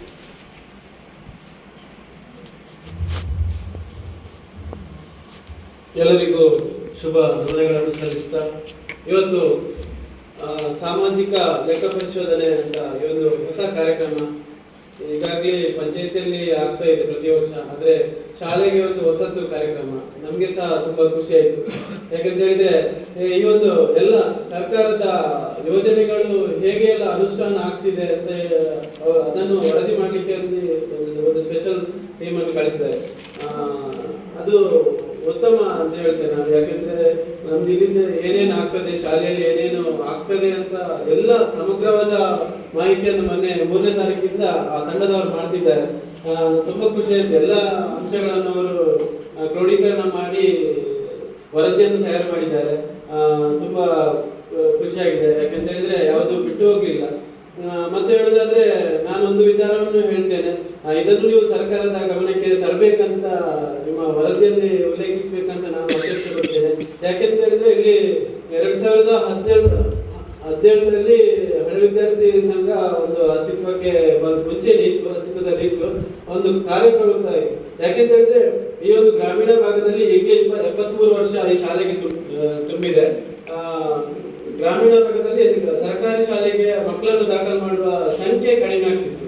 ನಾವು 2017ನೇ ಸಾಲಿನಲ್ಲಿ ಒಂದು ಗ್ರಾಮ ಸರ್ವೆಯನ್ನು ಮಾಡಿದ್ದೇವೆ. ನಮ್ಮ ಸರ್ವೆ ಮಾಡಿದಂತವ್ರು ಇಲ್ಲೇ ಇದ್ದಾರೆ, ಕರುಣಾಕರ್ ಶೆಟ್ಟಿ ಅವರಿದ್ದಾರೆ, ಮತ್ತೆ ಹೊಸದಾಗಿ ಚರ್ಮತಿ ಇನ್ನೂ ಕೆಲವರು ಇದ್ದಾರೆ. ಇಲ್ಲಿ ಕೆಲವು ಮರೆತು ಹೋಗ್ಬೋದು ಹೇಳಲಿಕ್ಕೆ. ಅವರೊಂದು ವರದಿಯನ್ನು ತಯಾರು ಮಾಡ್ತಾರೆ, ಸರ್ವೆಯನ್ನು ಮಾಡ್ತಾರೆ. ನಾವು ಈಗ ಒಂದು ಒಟ್ಟಿಗೆ ಗ್ರಾಮ ಪಂಚಾಯತ್ ಸಹಭಾಗಿತ್ವದಲ್ಲಿ ಈ ಒಂದು ಎಲ್ಲ ಕೆಲಸ ಕಾರ್ಯಗಳು ಆಗಿದೆ. 2017-18ರಲ್ಲಿ ಒಂದು ವರದಿಯನ್ನು ಮಾಡ್ತಾರೆ. ನೀವು ಶಾಲೆಗೆ ನಾವು ಇಂಗ್ಲಿಷ್ ಮೀಡಿಯಂ ಮಾಡಿದ್ರೆ ಎಷ್ಟು ದಾಖಲೆ ಮಾಡ್ತೀರಿ ಅಥವಾ ಕನ್ನಡ ಮೀಡಿಯಂ ಅಂದ್ರೆ ಎಷ್ಟು ದಾಖಲೆ ಮಾಡ್ತೀರಿ ಅಂತ ಒಂದು ಸರ್ವೆಯನ್ನು ಮಾಡಿದ್ರು. ಆ ಸಂದರ್ಭದಲ್ಲಿ ಎಲ್ಲ ಪೋಷಕರು ಹೇಳಿದ್ದು ಇಂಗ್ಲಿಷ್ ಮೀಡಿಯಂ ಅಂದ್ರೆ ನಮ್ಗೆ ಕೊಟ್ರೆ ನಾವು ಇಲ್ಲೇ ಗೌರ್ಮೆಂಟ್ ಶಾಲೆಗೆ ದಾಖಲೆ ಮಾಡ್ತೇವೆ ಅಂತ ಒಂದು. ಹಾಗೆ ಒಂದು 23 ಜನ ಇಂಗ್ಲಿಷ್ ಮೀಡಿಯಂ ಆದ್ರೆ ನಾವು ಮಾಡ್ತೇವೆ, ಬರೀ ಕನ್ನಡ ಮೀಡಿಯಂ ಆದ್ರೆ ಬರೀ 6 ಸಂಖ್ಯೆ, ಇಲ್ಲಾಂದ್ರೆ ನಾವು ದಾಖಲೆ ಮಾಡೋದಿಲ್ಲ ಅಂತ ಒಂದು ಸರ್ವೆಯನ್ನು ಮಾಡಿ ಇಲ್ಲಿ ಆಮೇಲೆ ಇದಕ್ಕೆ ಒಂದು ಕಾರ್ಯಕ್ರಮಕ್ಕೆ ತರಬೇಕಂತ ಎಲ್ಲರ ಯೋಚನೆ ಇತ್ತು, ಹೇಗೆ ಮಾಡುವುದು, ಏನು ಯೋಚನೆ ಮಾಡಬಾರ್ದು. ಆಗ ನಮ್ಮ ಇವರು ಮೊನ್ನೆ ಗ್ರಾಮ ಪಂಚಾಯತ್ ಅಧ್ಯಕ್ಷರು ಇದ್ರು, ಪಂಚಾಯತ್ ಮತ್ತೆ ಹಳೆ ವಿದ್ಯಾರ್ಥಿ ಸಂಘ, ಪೋಷಕರು ಮತ್ತೆ ಸ್ಥಳೀಯ ಸಂಘ ಸಂಸ್ಥೆ, ಬೆರಾಡಿ ಸೊಸೈಟಿ ಮತ್ತೆ ಕೆಲವು ಸಂಘ ಸಂಸ್ಥೆಗಳು ಒಟ್ಟಾಗಿ ನಾವೊಂದು ದೇಣಿಗೆಯನ್ನು ಸಂಗ್ರಹಿಸಿ ಹಳೆ ವಿದ್ಯಾರ್ಥಿ ಸಂಘದ ಮುಖಾಂತರ ನಾವು ಅದಕ್ಕೆ ಬೇಕಾಗುವ ಇಲ್ಲಿ ಆವಾಗ 7 ಇತ್ತು, ಪೋಸ್ಟಿಂಗ್ ಅನ್ನೋದು 7, ಎಸ್ಟಾಬ್ಲಿಷ್ಮೆಂಟ್ 7 ಇತ್ತು. ನಮಗೆ ಇಲಾಖೆ ಕೊಟ್ಟದ್ದು ಬರೀ 5 ಪೋಸ್ಟ್, ಹಾಗೆ 2 ಖಾಲಿ ಇತ್ತು ಅಲ್ಲಿತ್ತು. ಹೌದು, ಆಗ ಪ್ರಬಲ ಮುಖ್ಯ ಶಿಕ್ಷಕರಾಗಿ ನೀವೇ ಇದ್ದೀರಿ, ಇವರೇ ಇತ್ತು. ಹಾಗೆ ನಮ್ಗೆ ಎಂತ ಮಾಡೋದು, ಈಗ ಇಂಗ್ಲಿಷ್ ಮಾಡಬೇಕಾದ್ರೆ ಅದಕ್ಕೆ ಪರಿಣತಿ ಪಡೆದಂತ ಶಿಕ್ಷಕರು ಬೇಕಾಗ್ತದೆ. ಶಿಕ್ಷಕರನ್ನು ನಾವು ಹುಡುಕಬೇಕು, ಅದಕ್ಕೆ ಬೇಕಾದ ಸಂಬಳ ವ್ಯವಸ್ಥೆ ಆಗಬೇಕು. ನಮಗೆ ತುಂಬಾ ಕಷ್ಟ ಆಗ್ತದೆ. ಯಾಕೆಂದ್ರೆ ಶಿಕ್ಷಕರಾದ್ರೆ ಇಂಟರ್ವ್ಯೂ ಮಾಡಿ ನಾವು ಒಳ್ಳೆ ಅಂದ್ರೆ ಈಗ B.Ed D.Ed ಆದವರಿಗೆ ನಾವು ಸೆಲೆಕ್ಟ್ ಮಾಡಿದ್ದೇವೆ, ಇಂಟರ್ವ್ಯೂ ಮೂಲಕ ಸೆಲೆಕ್ಟ್ ಮಾಡಿದ್ದೇವೆ. ಹಾಗಾಗಿ ಹೇಗೂ ಆಯ್ತು. 2018-19 ಸಾಲಿನಲ್ಲಿ ನಮ್ಗೆ ದಾಖಲೆ ಮಾಡಿದ್ದೇವೆ. ಫಸ್ಟಿಗೆ LKG UKG 1ನೇ ತರಗತಿಯಿಂದ ಇಂಗ್ಲಿಷ್ ಮೀಡಿಯಂ ಇಲ್ಲಿ ಆರಂಭವಾಯಿತು. 23 ಮಕ್ಕಳು ಆ ವರ್ಷದಲ್ಲಿ ಶಾಲೆಗೆ ದಾಖಲಾತಿಯನ್ನು ಮಾಡಿದ್ರು. ನಮಗೆ ಹಣಕಾಸಿಗೆ ಆಗ ತುಂಬಾ ಕಷ್ಟ. ಪ್ರಥಮವಾಗಿ ನಾವು 2 ಶಿಕ್ಷಕರನ್ನು ನೇಮಕ ಮಾಡಿದ್ದೇವೆ. ಅಂದ್ರೆ 3 ಶಿಕ್ಷಕರು ಬೇಕೇ ಇತ್ತು ನಮ್ಗೆ. ಅಂದ್ರೆ ಆರ್ಥಿಕ ಸಂಪನ್ಮೂಲ ಕ್ರೋಢೀಕರಣ ತುಂಬಾ ಕಷ್ಟ ಆಗಿದ್ದ ಕಾರಣ 2 ಶಿಕ್ಷಕರನ್ನು ಮಾಡಿದರು. ನಂತರ ಈಗ ಪ್ರಸ್ತುತ 5 ಜನ ಟೀಚರ್ಸ್ ಇದ್ದಾರೆ, ಗೌರವ ಶಿಕ್ಷಕರು. 5 ಜನ ಟೀಚರ್ಸ್ ನಲ್ಲಿ ಒಬ್ರು ಗೆಸ್ಟ್ ಟೀಚರ್. 5 ಜನ ಟೀಚರ್ ಅಲ್ಲಿ ಒಬ್ರು ಸರ್ಕಾರದಿಂದ ಇಲಾಖೆ ವತಿಯಿಂದ ಗೆಸ್ಟ್ ಟೀಚರ್ ಒಬ್ಬರಿದ್ದಾರೆ. 4 ಜನ ಸಂಬಳಕ್ಕೆ ನಮಗೆ ಪ್ರತಿ ತಿಂಗಳು 50,000ಕ್ಕೆ ಮೇಲೆ ನಮಗೆ ಸಂಬಳ ಬೇಕು. ಅದರಲ್ಲಿ ಒಟ್ಟಿಗೆ ನಾವು ಇಲ್ಲಿ ಶಾಲಾ ಮಕ್ಕಳಿಗೆ ಏನಾದರೂ ಶುಚಿತ್ವದಲ್ಲಿ ತೊಡಗಿಸಬಾರದು ಉದ್ದೇಶದಿಂದಾಗಿ ಇಲ್ಲಿ ಅಂದ್ರೆ LKG UKG ಪ್ರಾರಂಭ ಮಾಡುವಾಗ ನಾವೊಬ್ರು ಸಹಾಯಕರನ್ನು ನೇಮಕ ಮಾಡಿದ್ರು. ಸ್ವಚ್ಛತೆಗೆ, ಟಾಯ್ಲೆಟ್ ಕ್ಲೀನಿಂಗ್ ಮತ್ತೆ ಫ್ಲೋರ್ ಕ್ಲೀನಿಂಗ್, ಊಟ ಬಡಿಸುವಾಗ ಎಲ್ಲದಕ್ಕೆ ಸಹಾಯಕ ಆಗದಂತ ಒಬ್ಬರನ್ನು ಸ್ಪೆಷಲ್ ಆಗಿ ಈ ಶಾಲೆಯಲ್ಲಿ ನಾವು ಸ್ವಚ್ಛತಾ ಸಹಾಯಕರನ್ನು ನೇಮಕ ಮಾಡಿದ್ದೇವೆ. ಅವರಿಗೆ ಸಹ ಒಳ್ಳೆಯ ಸಂಬಳವನ್ನು ಕೊಡ್ತಿದ್ದೇವೆ. ಹಾಗೆ ಇದನ್ನು ಸಹ ಸರ್ಕಾರದ ಇಲಾಖೆಯಿಂದ ಸರ್ಕಾರ ಗಮನಕ್ಕೆ ತರಬೇಕು. ಅದೇ ರೀತಿ ನಮಗೆ ಒಟ್ಟು 50,000 ಬೇಕಾಗ್ತದೆ. ಅದರ ಒಟ್ಟಿಗೆ ಈಗ LKG UKG ಮಕ್ಕಳಿಗೆ ನಮಗೆ ಸರ್ಕಾರ ವತಿಯಿಂದ ಅವರಿಗೆ ಇದು ಯಾವುದು ಮೊಟ್ಟೆ ಇಲ್ಲ, ಚಿಕ್ಕಿ ಇಲ್ಲ. ಮೊಟ್ಟೆ ತಿನ್ನುವ ಮಕ್ಕಳಿಗೆ ಮೊಟ್ಟೆ, ಚಿಕ್ಕಿ ತಿನ್ನುವ ಚಿಕ್ಕಿ ಅದಿಲ್ಲ. ಅದಕ್ಕೆ ನಾವು ಹಳೆ ವಿದ್ಯಾರ್ಥಿ ಸಂಘದ ವತಿಗೆ ತಿಂಗಳಿಗೆ 4,000 ರೂಪಾಯಿ, ಸುಮಾರು 4,000 ರೂಪಾಯಿ ಮೊತ್ತ ಹಳೆ ವಿದ್ಯಾರ್ಥಿ ಸಂಘ ಅಂದ್ರೆ ಎಲ್ಲರೂ ಪೋಷಕರು ಅದರಲ್ಲಿ ಕೊಡ್ತಾರೆ. ಅವರದ್ದು ದೇಣಿಗೆ ಅಪಾರವಾಗಿದೆ. ಆಮೇಲೆ ಸಂಘ ಸಂಸ್ಥೆಗಳು, ಪಂಚಾಯತ್ ಪ್ರತಿನಿಧಿಗಳು, ಬೇರೆ ಬೇರೆ ಹಳೆ ವಿದ್ಯಾರ್ಥಿಗಳು, ಮತ್ತೆ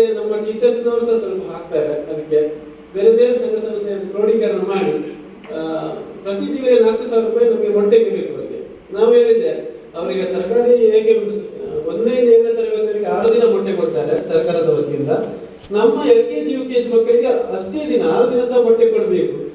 ದುಡ್ಡು ಕಡಿಮೆ ಆದರೆ ಯಾರ ಹತ್ರ ನಾವು ದೇಣಿಗೆ ಸಂಗ್ರಹ ಮಾಡುವ, ಯಾವತ್ತೂ ಒಂದು ದಿನ ಮಕ್ಕಳಿಗೆ ಅನ್ಯಾಯ ಆಗಬಾರದು ಅಂತ ದೃಷ್ಟಿಯಿಂದ ನಾವು ಮೊಟ್ಟೆ ಅವರಿಗೆ ಬೇಕಾದಂಥ ವ್ಯವಸ್ಥೆಯನ್ನು ನಾವು ಹಳೆಯುತ್ತಿ ಸಂಘ ಮತ್ತೆ ಪೋಷಕರು, ಊರಿನ ಸಂಘ ಸಂಸ್ಥೆಯವರು, ಬೆಟರ್ಮೆಂಟ್ ಟ್ರಸ್ಟ್ ಮತ್ತೆ ಶಾಲಾ ಶಿಕ್ಷಕರೆಲ್ಲ ಸೇರಿಕೊಂಡು ನಾವು ಮಾಡ್ತಿದ್ದೇವೆ.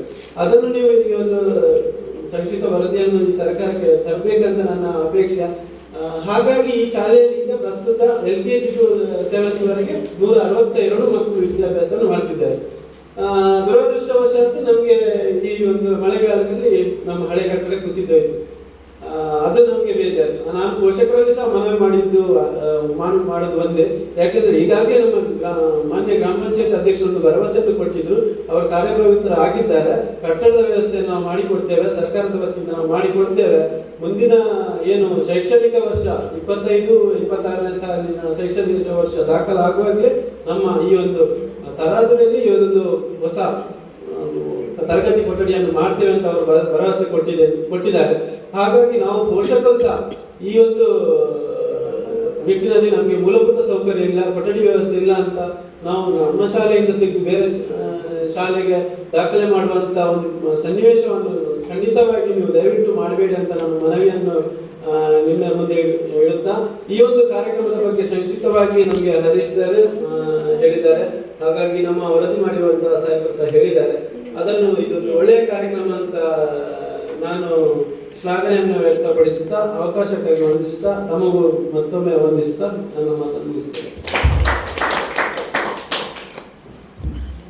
ಸರ್ಕಾರಿ ಶಾಲೆಯನ್ನು ಉಳಿಸುವ ನಿಟ್ಟಿನಲ್ಲಿ ಇಂಗ್ಲಿಷ್ ಮೀಡಿಯಂ ಮಾಡಿ ಶಾಲೆಯಲ್ಲಿ ಮಕ್ಕಳ ಸಂಖ್ಯೆಯನ್ನು ಹೆಚ್ಚಿಸುವ ಕಾರ್ಯದಲ್ಲಿ ಶಿಕ್ಷಕರು, ಪೋಷಕರು ಹಾಗೂ ಸಮಾಜ ಪಾಲ್ಗೊಳ್ಳಬೇಕು ಅಂತ ಹಿತನುಡಿಯನ್ನು ನೀಡಿದಂತಹ ಶ್ರೀಯುತ ಹರೀಶ್ ಇವರಿಗೆ ಹೃದಯ ಸ್ಪರ್ಶಿ ಧನ್ಯವಾದಗಳನ್ನು ಅರ್ಪಿಸ್ತಾ ಇದ್ದೇನೆ.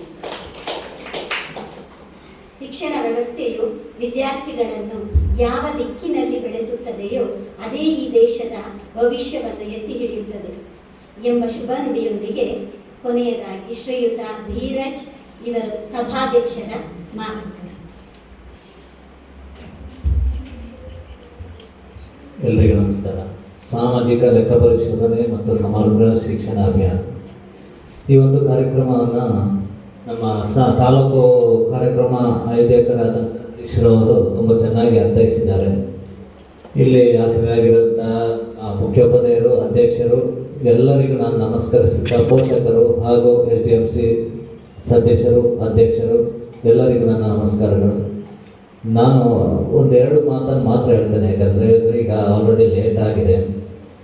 ನಮ್ಮಲ್ಲಿ ನಾವು ತಿಳ್ಕೊಳ್ಬೇಕಾದದ್ದು, ಒಂದು ಗ್ರಾಮ ಮಟ್ಟದಲ್ಲಿ ಒಂದು ಶಾಲೆ ಮುಂದುವರಿಬೇಕಾದ್ರೆ ಅಲ್ಲಿ SDMC ಸದಸ್ಯರು ಹಾಗೂ ಪೋಷಕರು ಹಾಗೂ ಮುಖ್ಯೋಪಾಧ್ಯಾಯರು ಹಾಗೂ ಶಿಕ್ಷಕರು, ಅದೇ ರೀತಿ ಅಲ್ಲಿ ಅಡಿಗೆ ಸಿಬ್ಬಂದಿಯವರು, ಇಷ್ಟು ಜನ ಒಮ್ಮತದಿಂದ ಹೋದರೆ ಒಂದು ಶಾಲೆ ತುಂಬ ಚೆನ್ನಾಗಿ ಅಭಿವೃದ್ಧಿ ಹೊಂದಲಿಕ್ಕೆ ಸಾಧ್ಯ. ಯಾಕಂತೇಳಿದ್ರೆ ಸಾಮಾಜಿಕ ಲೆಕ್ಕ ಪರಿಶೋಧನೆಯಲ್ಲಿ ಲೆಕ್ಕಗಳು ಸರಿಯಾಗಿ ಇರಬಹುದು ಅಥವಾ ಇಲ್ಲದೇ ಇರಬಹುದು, ಆದರೆ ಸಾಮಾನ್ಯವಾಗಿ ಅದು ಲೆಕ್ಕ ಸರಿಯಾಗಿಯೇ ಇರ್ತದೆ, ಅದು ನಿಮಗೆ ಗೊತ್ತಿದೆ.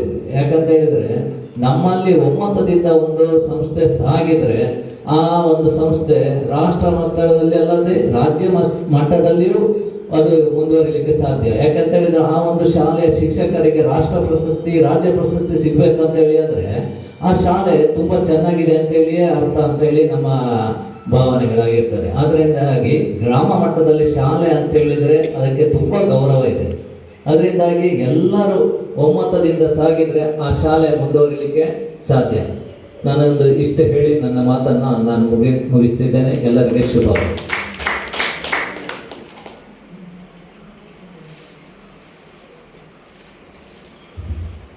ಶಾಲೆಯು ಒಮ್ಮತದಿಂದ ಸಾಗಲು